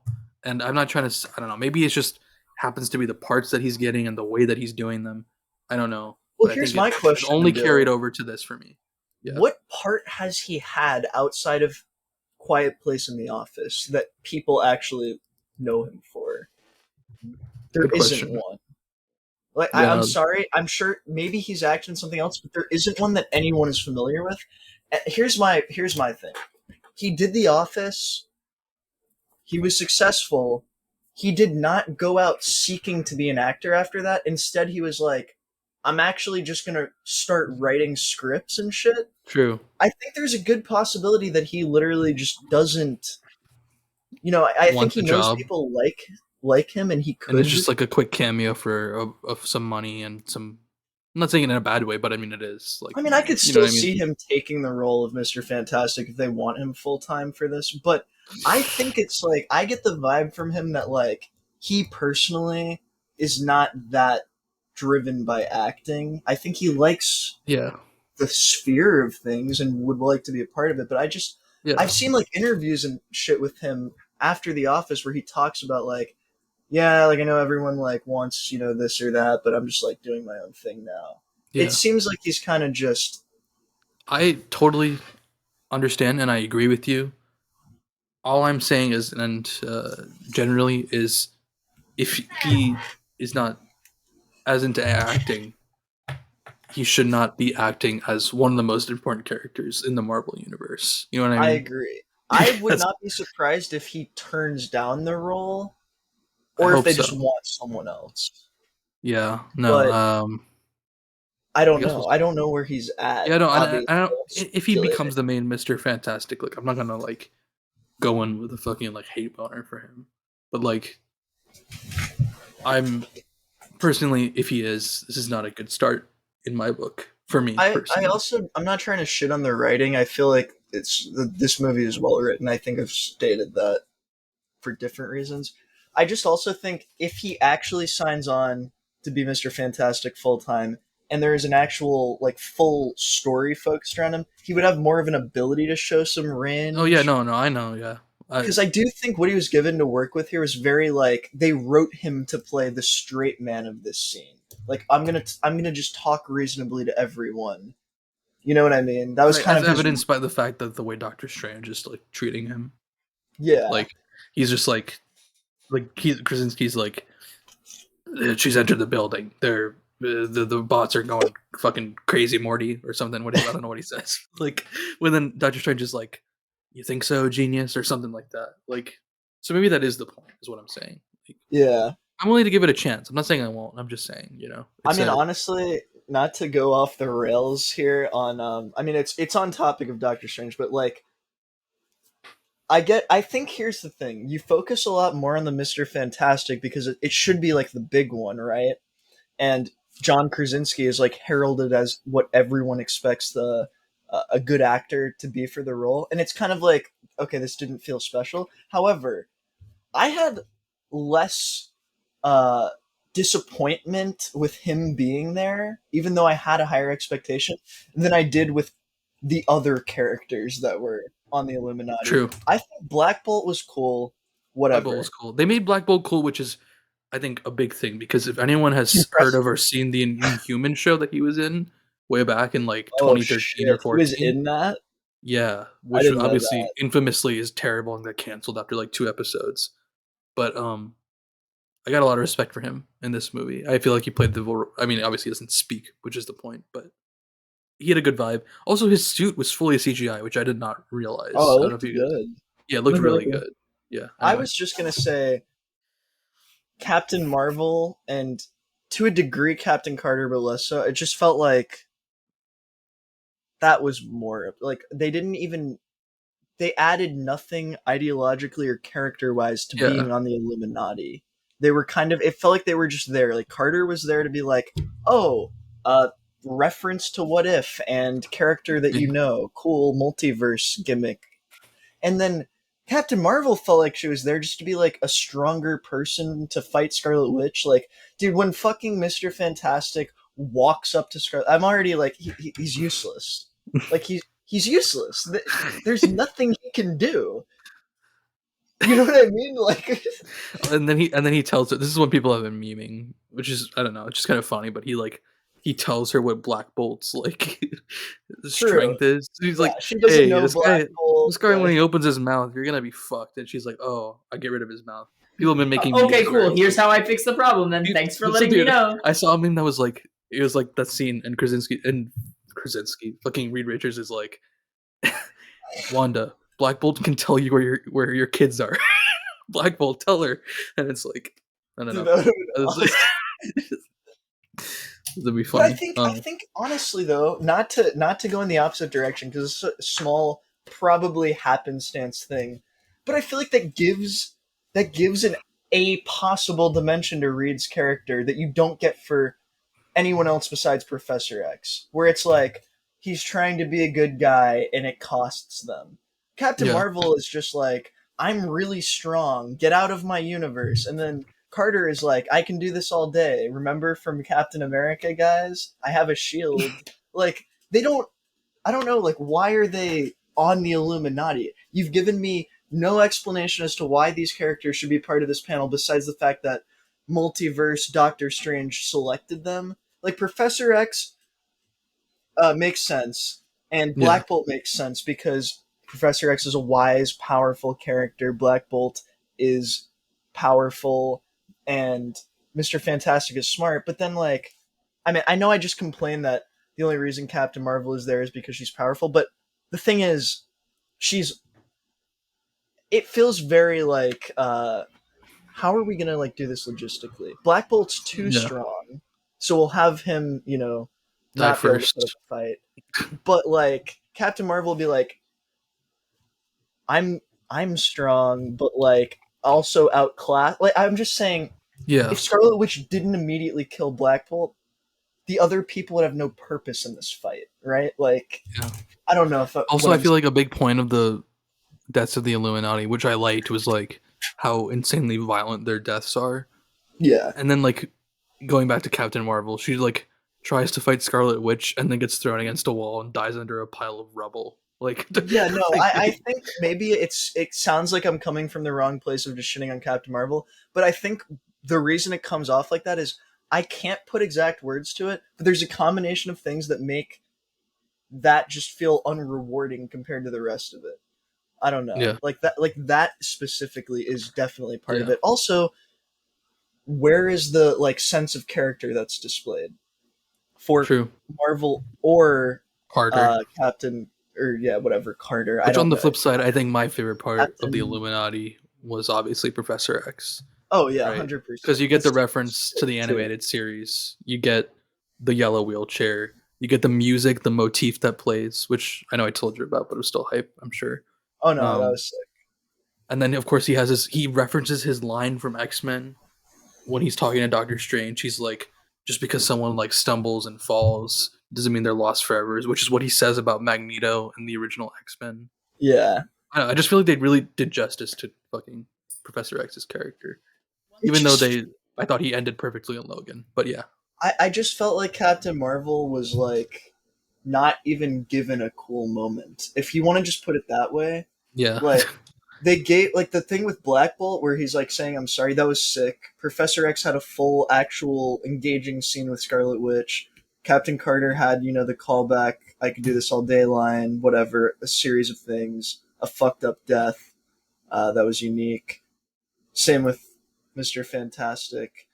It's like Captain Marvel was also problematic, I feel like, because the fighting was so boring, especially compared to the rest of the movie. It feels like a low point because they're just shooting generic energy blasts at each other. I don't like, why didn't, I don't know. I couldn't. To me, shit kind of was good, but parts of it bothered me.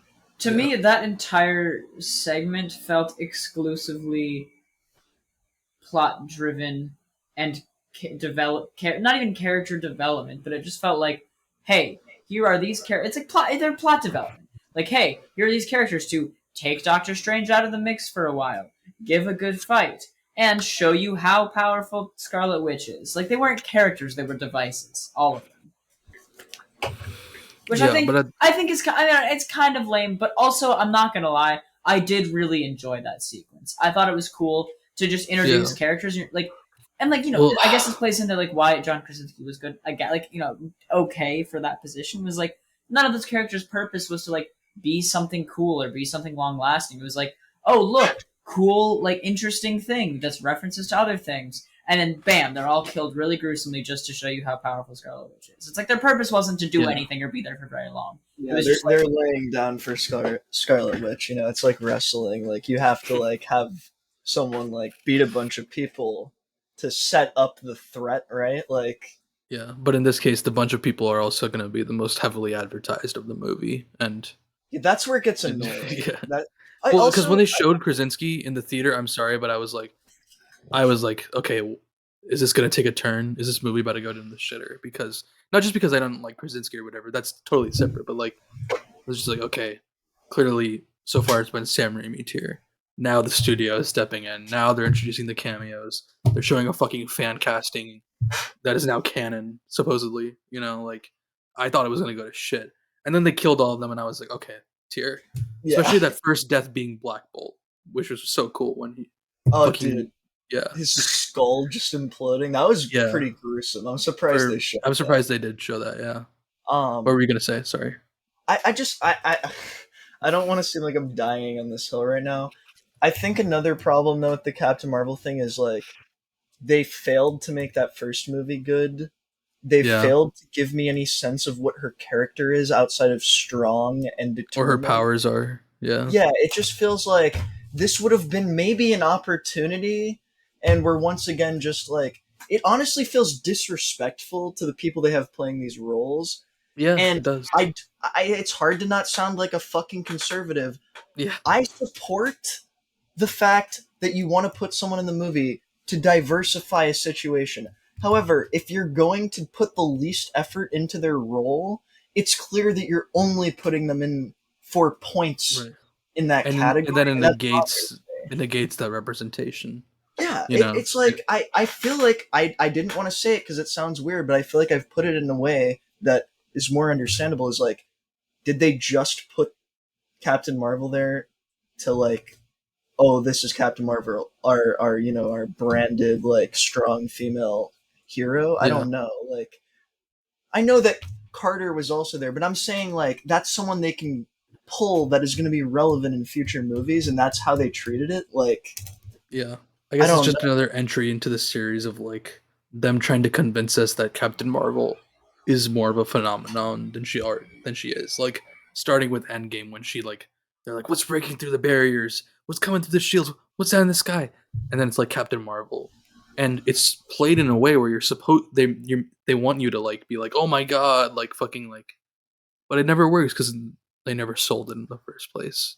And I think also, Nabeel, what do you think like the odds are? You said like obviously, well, actually this is an interesting talking point that I think could push the conversation forward. I just realized I was going to say something that I know is false, but you talked about how the Krasinski cameo tipped you off that okay, this is the part where the studio is telling people to include shit in the script because they think it's what fans want.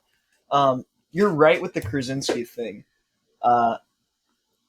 It kind of felt like that in general, I think, which is why I'm a little bit sour on it. However, I just remembered there's actually an article about how the screenwriter for this movie had like always decided that he was going to put the Fantastic Four into this movie somehow and reference like the Baxter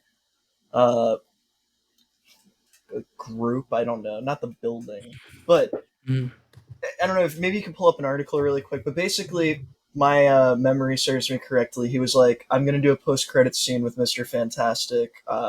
He wrote that in the original script, and then Marvel was like, oh, like, well, let's just put it in this scene instead, because he originally was going to have it like, oh, Reed Richards in the main reality has been monitoring this the whole time. But I think they kind of moved it probably more so that they don't have to lock in Fantastic Four plots. Yeah, they want to have their freedom for their movie. Yeah, my point though is like I think you can see the effort of what the writer originally wanted in the movie, right?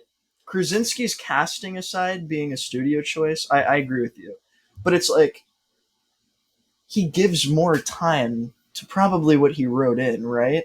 And then when the studio forces you to do shit that you don't want, there's probably not a lot written in the script for that character. So, yeah, It's another vibe I'm getting from some of the shit with specifically Carter. I mean, to be fair, they did like a ton of reshoots before. Like they did like way more reshoots than are normally done. Like normally there's like a week or two of reshoots, and they did like 4 or 5 or 6 weeks. I remember like reading about that and telling you. So clearly something like that definitely happened. I don't want to fucking harp on this too much, but I think another reason I am is it's like, not to get off topic, but the Thunderbolts thing, it feels like the same thing that pisses me off in this situation. It's like, why are we putting this villain from Ant-Man and the Wasp on your like flagship anti-hero team? No one gives a fuck. It's like pandering, and at best it's like we want to keep Ant-Man more relevant. Like, what? I don't... So I guess for context, I mean, Connor probably doesn't know about this. Connor, do you know about the Thunderbolts? Okay, so at a D23 conference the other day, one of the things they announced / released was a concept art of what the Thunderbolt team lineup is. And it consists of Taskmaster from Black Widow, John Walker from Falcon Winter Soldier, Bucky, fucking Florence Pugh's character, Black Widow's sister. Oh, Yelena, that's right, that's her name. Red Guardian from Black Widow, and Ghost from Ant-Man and the Wasp. I feel like you should just send the picture to the chat and let Connor look at it, because it's way more dissatisfying when you see like this is the full team. Well, it just sounds weird. Like, why would you put Taskmaster and Florence Pugh's character together? Like, they're just like literally fought each other. Listen, exactly. Connor, also, why is Bucky on the team with John Walker when they also... I don't know, maybe the movie's just going to be like a gimmick of like everyone hates each other and they have to learn to work together. Like, but also, it's like, there's a reason John Walker and Bucky don't... Like, wait, sorry. Okay, Taskmaster is the father in Black Widow, not the boss. No, you're thinking of Red Guardian. I am thinking of Red Guardian. Okay, that's who I'm looking at then. Yeah. No, Taskmaster's all the way on the right. Taskmaster fought Black Widow. That is also true. Yeah, Taskmaster, but Red Guardian is the father. Okay. Yeah. I'm just... Okay, listen. Wait, so who even is Taskmaster in this photo? One on the right. Far right? Okay, yes. That suit is just... It's almost identical to the design of the person on the left. Well, yeah. Are you telling me that MCU suits are 80% identical? I'm just saying, I just want to put this out there, okay, for anyone that gives a fuck, at least Nabeel. Yeah. Why would you ever mediate the conflict of ideas between John Walker and Bucky? That's like a bad message, right? Like, this is not what we should be doing. I don't like... Yeah, no, I feel like, but I don't know. I know this is all very speculative. Do you think they're not going to play it off as like, oh, we have to like learn to accept each other on this team? Like, no, it's going to be like, I said this to you, it's going to be a worse Suicide Squad. Exactly. Suicide Squad. It's going to be, we got a group of all these people. 4 out of 5 of them don't agree with each other. And you got to work together to do some good. And this is your mission. And then by the end of the movie, they resolve like the one major fucking splat that they have against each other. We did it, guys. Wait. Yeah. What are you saying, Connor? No. Dude, wouldn't it be funny if they actually blew our minds and did Suicide Squad? There's a kill off Ghost and Taskmaster and Red Guardian in the first like 5 minutes of the movie. Yeah, all the characters they've already ruined in the other respective movies. Yeah. I think Red Guardian's a funny ass character. I also just love that actor. Oh no, dude! David Things. Yeah, no, I mean he's definitely one of the better parts of that movie. But, Ghost was done terribly, obviously. I just don't even know if people will remember that character. To be honest. Exactly. I don't remember Ghost from Ant-Man. Like, exactly. Was that like what Ant-Man 1? Like Ant-Man 2. And also, Connor, here's the thing: even if you remembered Ghost, like this visual, the villain. Do you remember anything about the person wearing the costume? Because I don't. I can't. I don't give a fuck. Why would you put them in the Thunderbolts lineup? I don't know if I don't know, maybe I'm just like over conflating this, but I feel like Thunderbolts is supposed to be like a pretty big thing. Wasn't it? Like, yeah, no, huge. Like the Dark Avengers, like all this shit they've been been talking about for 6 years. And like, Ghost is a part of the Thunderbolts in the comics, but the problem is with the way that they ruin Ghost and Ant-Man and the Wasp is you know, and I get what they were. Okay, they did the same thing with Ghost and Taskmaster, which is ironically they're on the same team, which is like take the origin from the comics, throw it out the window, and make it something that's like personal to the one of the main characters of the movie, right? So they turn them into foils. That's what Deadpool felt like in Origins. Yeah, I guess. Yeah, Deadpool in Origins was fucked. Yeah, well, no, it's basically the same thing. I don't know, like Ghost and Ant-Man and the Wasp was like you said, like a foil, like that one scientist's daughter, as opposed to Hank Pym's daughter, like she's like the failed version of it in terms of the science of it. But like in the comics, like Ghost is like a fucking like, first of all, a guy, which is much better. Am I right? Don't take that out of context. Boo. Don't take that out of context. Boo. Don't take that out of context. So, you sound affected yourself. Give that one a wah wah, will you, Nabeel? Filmatic is the #1 podcast that the socialists did not want you to know. Anyway, if you don't know about Ghost in the comics, look it up. Put a wah wah. Put a wah wah. Fucking insane. It's this. No, it's this I guy. refuse to comment any. Darian and I refuse to comment any farther on this movie. Darian hasn't said shit, so I don't know what you're talking about. Darian is siding with me on this. Let him. He has to say it. What am I siding with you on? It's fucking like Jesse Pinkman. Say the words. Nothing happens till you say it. Nabeel has to do a little wah wah sound effect for his sexist joke. Okay, how about you guys do a segment where you argue over this because I have to pee really quick, and then if it's funny, you can leave it in. Here's the thing, Connor. I don't want to edit the podcast, so we have to leave this in. So let's make it entertaining, okay? So let's start with why I don't think we should do the womp womp sound effect. First of all, it's overplayed. You've heard it in every medium before. You've heard it in every single fucking movie, TV show, game. It's a stupid joke. One of the stupider jokes of all time that dates back, I'm sure, to the early 40s. So I do not think we should be using the womp womp sound effect, at least not in the context that you demand it. Nabeel, the reason that I think that this is the perfect context is like us doing our Mr. Pineview skits to stall for time. I think the worst joke is saying that you think men are better than women. That is an even older joke. Here's the thing, Connor. As far as time itself. And I think it wasn't a joke. Exactly. In order to it wasn't a joke. Wait, hold on. Pause. Hold on. Then it wasn't a joke. It wasn't a joke 100 years ago, Connor. Men actually did not like women 100 years ago. It wasn't a fucking... yeah, no, you're right. It was just a thing. And you were trying to make a joke out of it, and it's not funny. Yes. Therefore, to exemplify the not funny, give yourself a womp womp so we can move on and get over it. I'll do it. Okay, Connor, no, Darian, you decide. I'm saying that there are so many levels of post-irony on the joke that it cancels out any negative repercussions. Yeah, I feel like... Okay. And I'm saying... Gotta listen, give womp womp. Here's the thing. Sexism, not cool. I feel like the joke was making fun of sexism because Nabeel said, "Am I right, guys? Like, women are not good. Am I right?" I was making fun of people who actually have that point about the character in the movie. And you have to give it a womp womp because that's the womp womp is a commentary on the people that believe in that type of joke. You weren't changing what you said too. Fuck you. No, I'm not. Wait. Okay. Being in the podcast, I don't think this is going to be in the cut anyways. So, just on a different level, I feel like Nabeel didn't change what he said. I feel like between the argument he made to me while you were gone. What was that? No, don't pick up. That's bullshit. What was the argument when I was gone? Yeah, tell us what the argument. The womp womp is old. It's been around since the 40s. It's an overplayed joke. We don't want to do that. That was also post-ironic. Like yeah, thank you. It was literally a joke. I think I actually care that the womp womp dates back to 1940s, which also is impossible.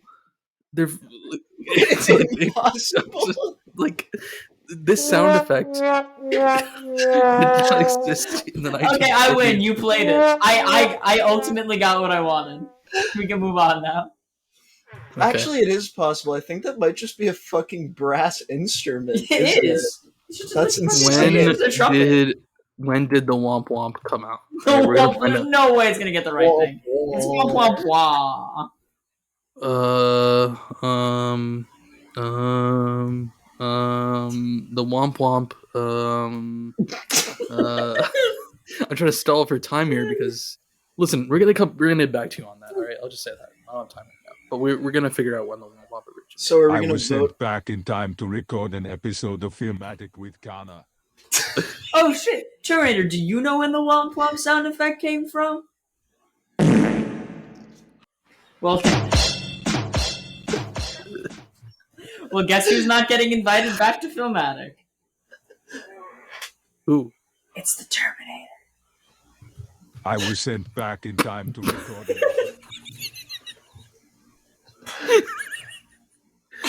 Okay. This will make for a good. So are we gonna do this vote? Yes, we are. What's the vote on? All right. Well, Connor, what's your vote? For what? Was Nabeel's joke bad? I believe that giving it to the commentary of its post-irony in the statement that it is in fact making fun of sexism, I think is... Don't say words you don't understand to make yourself... No. Well, I do think that, yes, that was your implied meaning, because, yeah, I do know that was your implied meaning.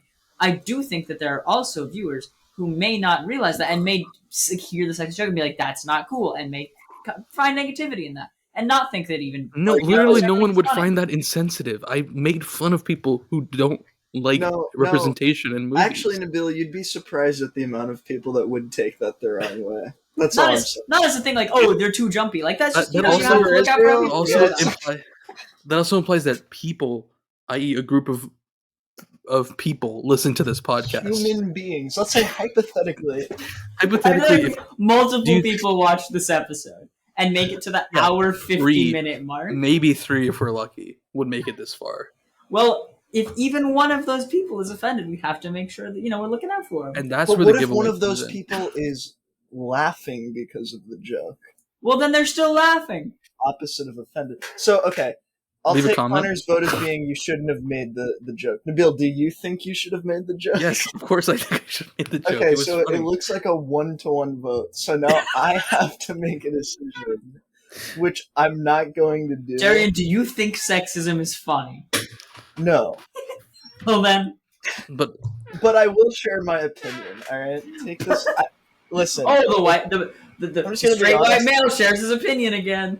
Yeah, I'm going to be honest. I have no reason to comment on this, and I am unexplicitly going to be agreeing with Nabeel, but that's not my point. I'm trying to say I genuinely don't know if I'm missing something, but I would say I don't think what Nabeel did was bad. I don't think it was bad. I think that it was a purposeful joke that was making fun of people who share that opinion. I agree. I agree, but Connor, the thing is, you are right, because I know there are women who are the target of the conversation, if not the joke, that would be offended, even knowing the ironic intention. Listen, and that's why I say I don't know if something's wrong with me or them. But I am personally, I don't see what's wrong with it. However, I'm not a woman. I just feel like, let me explain, all right? If you go to the Ant-Man and the Wasp trailer on YouTube right now, I promise you, you could find a video or a comment on an Ant-Man and the Wasp video that is someone being mad that the ghost was a woman. Instead of the original. Instead of a man. That is true. I'm sure you could. And I'm making fun of that person. So how am I in the wrong here? I'm not saying you're in the wrong for making fun of them. I'm just saying. I don't think you're in the wrong. I'm just saying, let me just put it this way. I've said shit like that ironically. I've heard Casey say shit like that ironically with the same intention to make fun of people for being bad people. But then someone is like, no, you still shouldn't do that. And they're a part of the group that's targeted. Okay, well, if someone would... So I don't know if I'm wrong. Right, no, I agree. If comment below, guys. Yeah, listeners, put your view in the comments. If you want to be the first woman to speak a word to me since 2018, go ahead and leave a comment below. DM me at Nabeel Sharif on Instagram, Nabeel Sharif on Snapchat. Filmatic podcast also. Why do you think women should be able to vote? That's good. That's not good. Wait. Oh, that's a womp womp. That's a womp womp. Okay, this is gonna make for a hell of a highlight, I think. This is just for the TikTok content, guys. It was all scripted and staged. If you're a Spotify listener, you'll know. You'll know. If you use Spotify, you will inherently understand the bottom line is that if you're a listener, you're probably not a woman. So, and that's not me saying that you shouldn't be. Hold on. That's not me saying that you. Okay. I want women. Right. No one loves women more than me.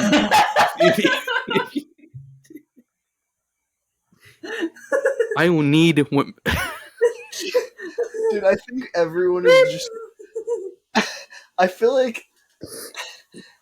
I don't know. I am actually starting to have a bad feeling that people won't understand how deep the irony is running and might take it as like we're trying to subvert the irony by doing it over and over again.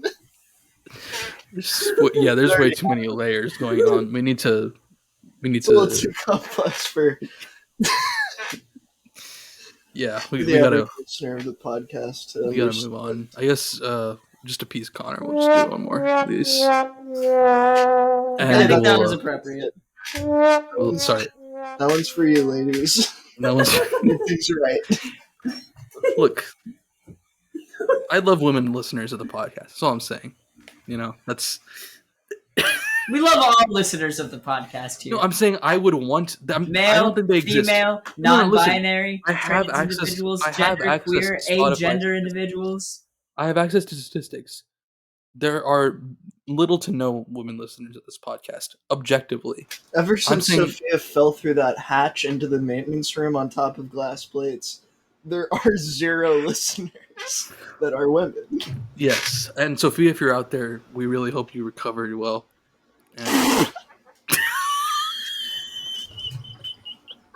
Skull emoji. I just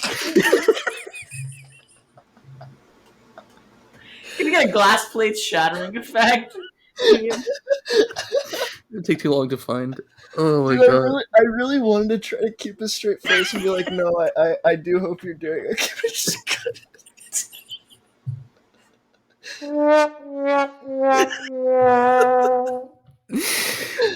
Okay. Now you understand why NASA doesn't want you to listen to this. NASA does not want you to listen to Filmatic. They're deceiving you. I will say, Sophia, if you're somehow hearing this, can you just explain what happened on a practical level? Like, did you fall under the plates that were stacked? No, because listen. It is concerning. Like, why was there an open hatch? Why was it 2 stories? Yeah, were there 2 seriously. open hatches? Was it just a far boat? How many? Is there like just like a stack of glass plates there for no reason? Did they the entire lower deck? Fall? Yeah. Or I imagine it would make it worse. Yeah. Did you fall feet first? Was it like your back? Maybe your head? God, I hope anyone knows what we're talking about. Or maybe I don't. I don't know. Okay. Nabeel, Casey will at least appreciate this. Yeah, as if Casey listens to the podcast. That's well, a good one. This is how we get them to. Yeah. True. I've said it before and I'll say it again. Skull emoji. No, but in all honesty, I think we can just really. What? Just trying to be serious for a second. I can't do it. Okay. All I'm going to say is I think everyone's going to realize the podcast isn't sexist when we have our first female guest. We actually have. Okay. Katrina and Manny's girlfriend. That's my bad for Elizabeth. not listening to the podcast enough. Yes. But my point is, if you thought that we had our female guest and then became sexist retroactively through some sort of like social backsliding due to lack of like human interaction, there's going to be another female guest that people. I thought you were going to say there's another thing coming. if you think we've backslid, you've got another thing coming. No, but like, are we allowed to advertise that, Nabeel? Yeah, sure. Maybe? Yeah, no, we're working very hard. We're pooling resources. We're pooling. all of the combined clout of the Nogs, which amounts to the normal clout of almost one man. Almost. We've almost made it to the combined equivalent of a single normal individual. To convince a woman to stoop down to our level and be on another episode of the podcast. And if you are one woman or no, I was gonna say I don't know. Never mind. Or no one. If you are or know a woman, please cut. Yeah. Seriously, please. On the off chance that you speak to women, could you please reach out to the podcast? We're looking for some advice. Some like market research. Holy shit. We're doing a survey. Go to www.surveymonkey.com/filmatic podcast. There actually is a real survey in the description of this podcast you guys should take. There's a real survey. I don't know if you guys know about that, but there's a real actual Filmatic survey to take. That you should take because it enters you in the giveaway. So do that. Well, does anyone have any idea what part of Doctor Strange we were talking about before this happened? We're talking about the Illuminati. Oh, there we go. I think we were pretty much done with the Illuminati section. We'd moved on from that. Yeah. So what would we like to cover next? Are we going chronologically here? I don't know. I feel like we hit a lot of the major things from like just overall. I don't know. I can't think of anything. Conclusion of the arcs already. Yeah. I guess the post-credit scenes. That is, I think. Okay, that is something I have questions about. The second one, obviously, just like comedic value. I thought it was funny. Maybe laugh out loud, but it's not. The Bruce Campbell involvement was good. Mm-hmm. It's over, like right at the camera. It was funny. I enjoyed that. Definitely. I thought it was good. Perfect. The first cameo, which as is like formulaic for Marvel. I think it kind of invalidated the ending a little bit. Like I like the ending of him like, what the fuck's going on? And he has the eye. Like I like that. Oh yeah, and then you cut, and then it cuts. He's walking down. He's walking down the same street in the same outfit, and he's fine. Yeah, that did feel bad. I think they should have like not done him. If they just didn't do him walking. Also, what was the point? No one knows who that is anyway. Yeah, that's what I was gonna say. Who the fuck is that? It also doesn't have any relevance to any other upcoming movie besides the next Doctor Strange movie, which doesn't have a release date. Yeah, which hasn't even been announced. It just feels kind of like a throwaway post-credit scene. Her character seems cool though. I guess they wanted to give Doctor Strange direction. Maybe what they were trying to do actually is write him off to explain, he's out of the universe for when a bigger conflict arises. Yeah, that's a good point. That actually makes sense. Yeah, no, that's a good point. This complete sidebar, Nabeel, I'll never remember because I've been trying to now for a while. But it's on the topic of Marvel and Doctor Strange, so maybe you can tie it in here. But, I was with, I think, in agreement with you, both of us, maybe other people were like, why in No Way Home is Peter written to be such an idiot in, like, messing up this spell? And going to Doctor Strange without talking to MIT first, like he is seemingly stupid for someone that got into MIT, especially. But that's a good point, actually. I think what I realized in writing that scene parody that we did was that while Peter is kind of stupid, I think the real takeaway is Doctor Strange is kind of an asshole. And it's insane that he just did all of that without Peter consenting. Because Peter's like, hey, like, could you go back in time and, like, try to stop something from happening? And Doctor Strange is like, no, sorry. And then he's like, actually, here's an idea. And then Peter's like, okay. And then he's like, wait, you're going to make everyone forget? And Doctor Strange is like, yeah, shut the fuck up. I'm already doing it. Like, without confirming that was okay. That's kind of fucked up. Yeah, I guess it's just, you could argue, ties into Doctor Strange's, like, pompous, like... Yeah. Like, he doesn't think anything's gonna go wrong. He thinks that this is what Peter wants. He doesn't give a shit, so he just does it.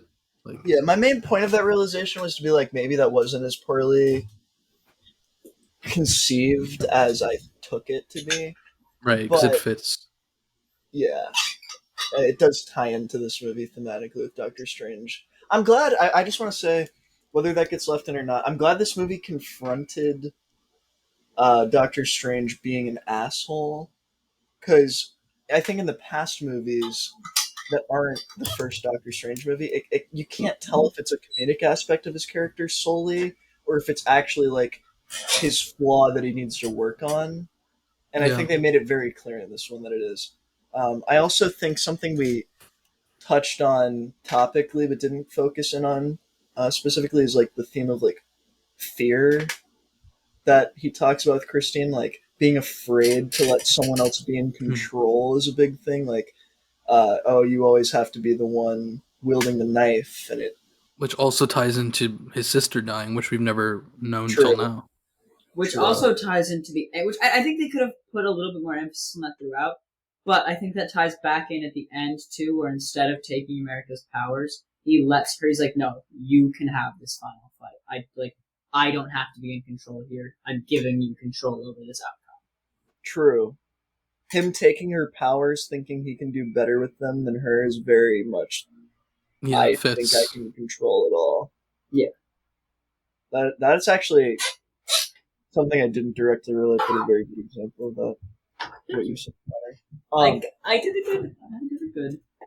I think something else I wanted to touch on that we can't go too far into, I guess, but a lot of this movie, not that it's a bad or a good thing, just a thing, feels very thematically related to the recent Rick and Morty things that have been going, like wanting to be in control, like hiding your fucked up past and pushing people away, and like seeking alternate realities where things are better. I don't know. Wish I didn't do that.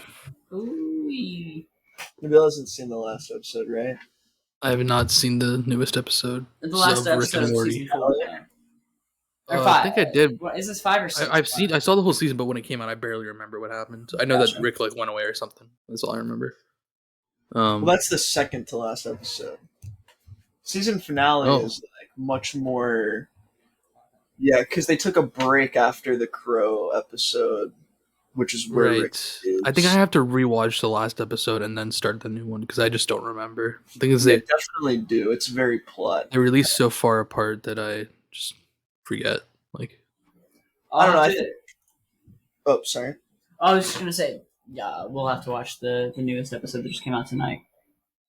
Yeah, I think what I wanted to say about that though is like I don't think it's necessarily a good or a bad thing. However, I touched on this earlier in passing. Not to discredit the movie in any way, shape, or form, it just makes me question what is going to go on in the future with such a focus on the multiverse. It feels like the themes that are being covered are very like limited. Like if you look at Loki, it's like the same thing. It's like, oh, like wow, like I'm always destined to like be a piece of shit. Like this one's like, and then the theme is like, oh, well, I can do better. Like not to. This isn't really spoilers for anything you haven't seen, Nabeel. It just gets developed more. But like the whole thing with Rick is like, oh, like I'm actually not the worst version of myself because I went back for my family and like I saw every version of myself being what I thought I was. My point here is like, I wonder how many nuanced ideas we can pull from the multiverse premise before it just feels... Because it kind of was the same thing in Spider-Man, wasn't it? Like, oh, I can be better because I saw alternate versions of myself and they taught me things. Like, are we going to get past that? And if so... That's a good point. It is the multiverse saga, right? So that's what they're calling the new movies, the phase of them. I just don't know what else conceptually you can play around with without being like, you know what I mean? Yeah, I don't think there really is. I think I could just see it maybe in like the Avengers movie when they finish the phase, just like have different versions of Ant-Man and different. Like I feel like that stuff comes secondhand to them. Besides this movie, it feels like it is just like cameo city. What actor can we get to play a different version of the other actor? I don't know if they're really thinking about that. I mean, it's the perfect like premise to just whore out these movies for what they already like doing. Yeah, I think it makes the already what was a problem worse, which is like when people go in and watch a Marvel movie now, they're expecting a cameo, they're expecting a multiverse portal to open up, they're expecting a Doctor Strange portal to open up. You know, where it gets to the point where you watch a movie like Eternals and like I said, the movie's not perfect, but I think we all liked it, and I think people also just didn't like it. Some people because it didn't have that, you know. Which plug, if you're this far into this episode and you also like the Eternals, check out Filmatic's episode on the Eternals, starring the three of us. Oh no, my bad. That was actually Shang-Chi. What happened in Shang-Chi? No, I was gonna say, didn't someone walk through a fucking Doctor Strange portal anyways? But that was Shang-Chi. Yeah, Wong just comes in. You know, Eternals like feels so different, like even in style, that it's hard for me to picture a fucking portal opening up in that world, which is a good thing. Yeah. Like, yeah. I think that kind of ties into what we were saying earlier of like when you have something and let it go a different direction and be totally its own thing, it becomes like, sure, it'll have its own flaws, but it becomes a different thing, and it's, you know, it adds dynamic. It's more interesting. It's like, I don't know, it's cool. It's new, which is not what most Marvel things are anymore. It's hip. It's now. It's wow. And how? Spider-Man 3 reference, anybody? I got it. I liked it. I obviously got it. I know. Where were you guys in fucking junior year? That's all I'm saying. That's fair. You know, if I was actually physically present and aware, I definitely did get it then. I probably just didn't want to speak up as. No, that's fair. Yeah, I'm just kidding. I also feel like, though, I've always remembered that part of that movie. I feel like I must not have actually been there, Nabeel, because I would have at least remembered, like, dude, that's insane. Nabeel put that in the presentation. I just don't remember it happening. No, you probably just weren't there. Which sounds awesome. Yeah. You know, I mean, I've seen the picture before. It's hilarious. As far as this movie, we haven't talked in depth about it, but like, I think we all agree, like the fucking ending with zombie Doctor Strange is fucking insane. Using the like spirits of the damned as like a fucking cape and as like powers, like what? And that's like so Sam Raimi, you know? Yeah, the design and all of that shit was super sick. I like the music that played when they were, you know, dream walking into his dead body and it was coming out of the tomb and all that shit. Yeah, I really liked that whole sequence. It was sick as fuck. The way the like souls of the damned were like feeding, like they were just like eating Scarlet Witch's energy. That was cool. Yeah. Also, multiple times. That was very cool. And multiple times when the souls of the damned are like fucking swarming someone. I think when it's Strange, Christine, and Scarlet Witch, they do a thing with the camera where it's like really up in their face, like from the POV of the spirits, which is cool. Yeah, that was awesome. I really like the way they did it with Christine. Yeah, I mean, like, I think in the end, like, this movie, like, well, it's, again, like, not completely perfect and suffers from some, if anything, like, studio-related things, like, I think it's one of the freshest things the MCU has done. I think between this and Eternals, I do have a little bit of hope in the back of my heart, you know, so for that kind of thing to continue. It's just hard when you have all the Disney Plus stuff that we talked about. But anything else you guys want to say, I guess, in conclusion, unless there's something we missed? I mean, I liked it. I think that it lived up to my expectations, and I think for someone that doesn't care about Sam Raimi or Doctor Strange as much, it would exceed their expectations. I think we should do a rating, 1 out of 10. Give it like good that you think that. Okay, we're doing it. Yeah, I guess I'd say 8. 8's an easy answer. It's definitely. Is it like as a movie or like a Marvel movie? Both. Either. I'm just saying for what it is. Just yeah. Very holistically, I'd give it an 8. As a movie, it's probably objectively not an 8, but. Yeah, no, I agree. Definitely. I don't want to think that hard about it right now, to be honest. I'd say as a Marvel movie, 8. As a normal movie, 6 to 6.5. I think that's fair. Because as much as I did really like it, there were a lot of pieces that just felt like, Marvel movie. Like, yeah, it's cool, but like, do I like another like more well written movie? You know, something that's like more well written, like its own story, like thing better. Yeah, I do. But not to say I didn't enjoy this movie. I did also want to say, if you maybe leave this in here somewhere, Nabeel, maybe not because people might not give a fuck. But the werewolf thing that Disney Plus is doing feels True. like maybe they actually did take reception of this being positive and use that as like, okay, we're gonna test it out more because that looked sick as fuck. It used a lot of those like quote unquote cheesy classic like horror camera techniques in a cool way. It seems very dark, like visceral, even though they're not showing blood because it's black and white. It looked pretty fucking violent. And the overall vibe I got was similar to parts of this movie where it was like just classic like horror type vibe in a very good way. Yeah, and that one seems even more like horror, like actually appealing for horror reasons, Yeah, like, it just seems like they're like leaning into it a little more. Yeah, no, I recommend if anyone liked this movie or otherwise, just check out that trailer for Werewolf by Night. Seems like it's going to be really interesting. It's coming out next month. That's hype. So I'll actually watch that for sure. Yeah. Yeah. Oh, man, I guess. Yeah. Go ahead. Like, I guess we can wrap up the podcast. No, I'm down for whatever. I just thought we're out of things, but if we want to keep going, was there not another attempt at a horror superhero movie, X-Men, with Fox? Oh, I saw. Yeah, the where it was all the kids in jail, like all the kids. What was it called? Whatever happened with that? Did it ever come out? It did come out eventually. Dude, that thing was supposed to come out in like 2018. Yeah, I remember seeing the first trailer. It kept getting delayed, and then there's like getting delayed, and then COVID happened, and then Disney bought Fox, and then I think they debuted it on Hulu during the pandemic. No, it's a movie. Is it any good? I don't think it got good reviews. The trailers looked awesome. The original one did, I think, but yeah, no. That's the main one I'm talking. It's got a 35% Rotten Tomatoes. Shit. It also has what's her name from the Queen's Gambit? Do you know what I'm talking about? The Queen actually died. I don't know if you guys know about that. Yeah. What was Filmatic's official statement on the matter? Oh, Anya Taylor-Joy, who was in the new Edgar Wright movie too.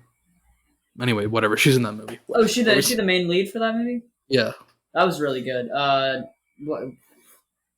This Night in Soho. One More Night, Another Night in Soho. Yeah. Like that. Soho. Yeah. Last Night. Yeah, that was really good. I like that movie. I need to watch that. Seems awesome. Well, what I was going to say... Yeah, what were you going to say? Is this really, in effect, then the first horror-esque superhero movie we've had in recent? Well, it's not a movie, is it? The werewolf thing? No. I mean Doctor Strange. Oh. That, well, I mean like, Blade. Well, I mean in like the like. MCU. I guess Blade does count. I was thinking more like the later era of Fox X-Men stuff, and then MCU stuff, obviously. Also, like, I guess technically, yeah. I feel like, and like, correct me if I'm wrong, but I feel like Ed Norton Hulk had like some decent horror, like monster movie-esque like tone. Kinda. I definitely don't think I'd call it a horror. What we're talking about. That's fair. No, that's fair. I think I feel like there's a movie I'm forgetting in the MCU that took a darker tone. I really don't think so. No, I think you're right. I think I'm just having a false memory that I'm associating with something else. Yeah, no, I don't think so. According to Screen Rant, the #1 darkest Marvel movie is Avengers: Infinity War. So that's hilarious. It's pretty funny. Something we didn't talk about, possibly for the better, because Connor and I wanted to do a separate episode on this, and Darian, you're welcome to join. But like the Guardians movies, I think are, not to go back, but like I think are good examples of things that stand out. Yeah. From this whole series of Marvel stuff. Which, I mean, that was Guardians 1 Phase 2? Dude, I don't remember the phases, but it had to, because it wasn't Phase 1. Phase 1 was Avengers. Yeah. Maybe it was Phase... I don't know, it wasn't Phase 3. Yeah, it was. It was Phase 2. Phase 2. And then 2 was Phase 3. Yes. And the third movie is coming out in May. That's part of Phase 5. Yeah, I guess. I'm pretty excited. I'm really excited for that one. It's supposed to be like... We were talking about that a while back. It's supposed to be really good, right? Like, it's looking promising. Yeah, it's looking promising. They showed a trailer at fucking like Comic-Con. They haven't released it like for the public, but apparently it got really good reception. So it's supposed to give more background on Rocket. Yeah. Very cool. Damn. Well, guess we can wrap up. I don't know. Is there anything we missed? I'm content with the discussion we had. Yes. As well. True. One little thing I wrote down actually.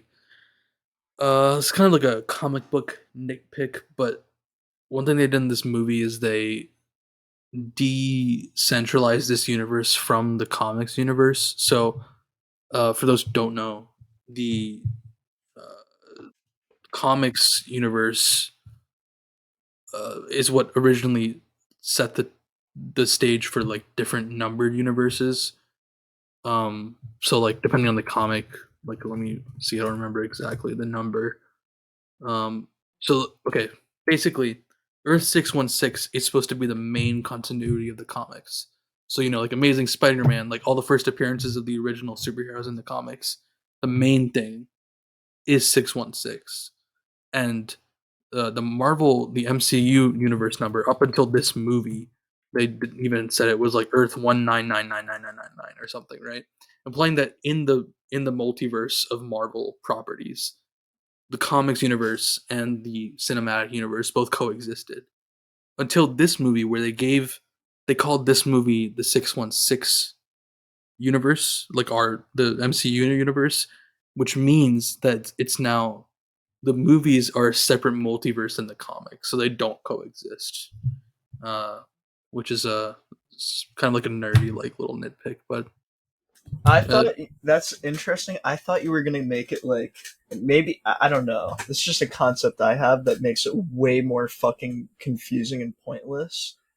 However, I was just considering, what if every alternate universe assigns different numbers to other holy universe? shit, Or you know what I mean? that's actually a good point. And also, you're saying up until this point it was referred to as like 19999. That wasn't a multiverse thing. That was Earth, though, right? Well, that's what it. The same thing, different basically. Versions of Earth in different universes. Oh, it was talking about different universes still. Yeah, the universe is the number. Here's my question, Bill. Where did that 1999 come from? I think Marvel it came or from a movie? It came from like a Marvel like book that they released like with the movie, I think. If I'm looking to confirm, but I know a lot of media tie-ins just kind of fuck over the book's canon. Yeah, I wouldn't be surprised if that's what is happening. I don't know. I'm trying to just find a source. The universe's official designation was revealed in the hardcover of the official Handbook of Marvel A to Z, Volume 5, which was released in 2008. So, yeah, I guess they just did that without like thinking about the. I doubt in 2008 they even thought they'd get this fucking far. So yeah, I think it's just interesting. They could have just been like in the movie, been like, you're on Earth 3,400. You know what I mean? They could have just given it any number, but specifically giving it 616, in my opinion. It feels like they're just fucking pandering. Like reference. I guess, get it, guys? I guess, yeah. That's probably a good point. That's probably likely what it is. But like because me reading, it might piss off like people that would actually get the reference. Maybe that's what you're thinking. But there's a subgroup of people who are like don't care about comics and exist on like YouTube and Twitter who'd be like, oh, I heard like 616 is like the universe in the comics, and they just wouldn't think about the implications, I feel like. Yeah, because the implication is that now this is a separate multiverse, which is like breaking from anything that Marvel has done in the history of Marvel, which is like the underlying, like, whether you view it as like a joke or like a fucking like comedic sort of or like cheeky sort of thing, like, is that everything exists in the multiverse of Marvel. You know what I mean? The comics exist, the books, the video games, like everything has its own universe. Like, so I don't know, whatever. This probably sounds stupid to the normal person, but just something I noted. But yeah, anyway, I guess we're done. Little sidebar there. So this is a section of the podcast where we plug things. Connor, we already just go ahead. We know which. My second album released August 27th. on all streaming platforms: YouTube Music, Spotify, Apple Music, Deezer, Tidal, Amazon Music, wherever you stream or don't stream music. Deezer. It's there. SoundCloud is one of those as well. Working on some more related things, a medley for the album, hopefully some music videos coming up. But yeah, check that out. Give it a stream at www.drnout15.com. That'll be your link to everything Burnout related. Got some stickers that are going to be on sale, probably starting tomorrow. So that's also pretty exciting. Now, is there any message you want to give to any like corporate entities that may be like impacting your music? Because I know you had some trouble like clearing some samples. Yeah. So I might get a little bit of grief for this one. I might get a little bit of pushback. I'll have to talk to my lawyers after this episode. But fuck Merlin. From Brockhampton? Yeah, I was just gonna say. No, fuck MERLIN, the entity, the business entity group that buys the rights to small instrumentals. Bro, fucking King Arthur be like, fuck Merlin. Fuck you for screwing with indie musicians and making shit harder than it has to be just to get a buck off of us. Right? Because didn't they make a bunch of like generic type beats and like copyright them? Bought the copy. They bought a bunch of. So they didn't even make it. They just bought the beats so they could. They just buy them up and put copyright claims on people for the free beats. Just rip them off. Yeah. Wow. Damn. Screwing over artists that are making beats, trying to sell them. They're just getting the rights as cheap as possible, and screwing over other people that are trying to use those free beats, which is the intention of the original artist. So some bullshit, and I don't approve. That gets the Burnout thumbs down of disapproval. If there was one sound effect you had to give to them, what would it be? I wouldn't even give them the honor of the Womp Womp. Oh, good thing, because I was about to play it, so. I wouldn't even give it to them. They're worse. They're bad. What could be worse than a Womp Womp? I don't know. It's not right. That's accurate. I don't think it's worse, but that is more accurate. True. All right. Darian, is there anything you want to mention? I was going to shout out Connor's music, just second it for him, but also if you want to go to my TikTok, I don't even know what my @ is, so... your @ is long. Trash. Yeah, your @ is like trash. I don't actually care about promoting my TikTok because I'd rather have people that don't know me be my fan base, because I am not my real self on TikTok and am just pandering to a crowd. Or maybe you're your real self on TikTok. Yeah, @yum. I like yum trash. When you lose all self-respect, are you really becoming a worse version of yourself, or are you becoming a more honest version of yourself? That's what I will leave you with. Think about it. All right, come back. We could just plug Free Ride Juan, right? True. We can plug Juan Fernando. Free Ride Juan on TikTok. Free Ride Juan, one word. He's got a great TikTok up now TikToker. About the partying. It's a good party TikTok. Yeah. So I guess that's it. I don't really know what else to say. I guess we'll see you next time on Filmatic. See you later, Filmatic. Wubba-lubba-dub-dub. Thank you, Rick. Don't forget to catch the Rick and Morty season 5 episode 6 new season episode 2 out now on Adult Swim, available on adultswim.com. Sign in with your TV provider. And HBO Max the day after it comes out. Oh, really? Yep. Oh, that makes it a lot easier for me. Okay. I did not know that. Yep. Cheers. I found that out last week. Oh, nice. Okay. So, and also goodbye, the Terminator. Goodbye. I was sent back in time to record an episode of Filmatic with Connor. Yep. See you later, buddy. Thanks for joining. Thanks for joining for me. Oh, Alex Jones, goodbye. Filmatic is the #1 podcast that the socialists did not want you to know. Partially Wait, true. What did Alex Jones say that the podcast was doing to the Nogs? Wubba-lubba-dub-dub. No, sorry, Robo. Filmatic is turning the Nogs gay. Ah, yeah, that seems accurate. Whatever that means. I don't know what that means. As the first victim, I must say. Accurate. Well, allegedly the first victim. Alright. Alright. Okay. Alright. As Matt Pat would put it. Alright. Anyway, I guess we'll see you next time. You've been listening to... Who's going to go first? Connor. Darian. And Nabeel. See you later.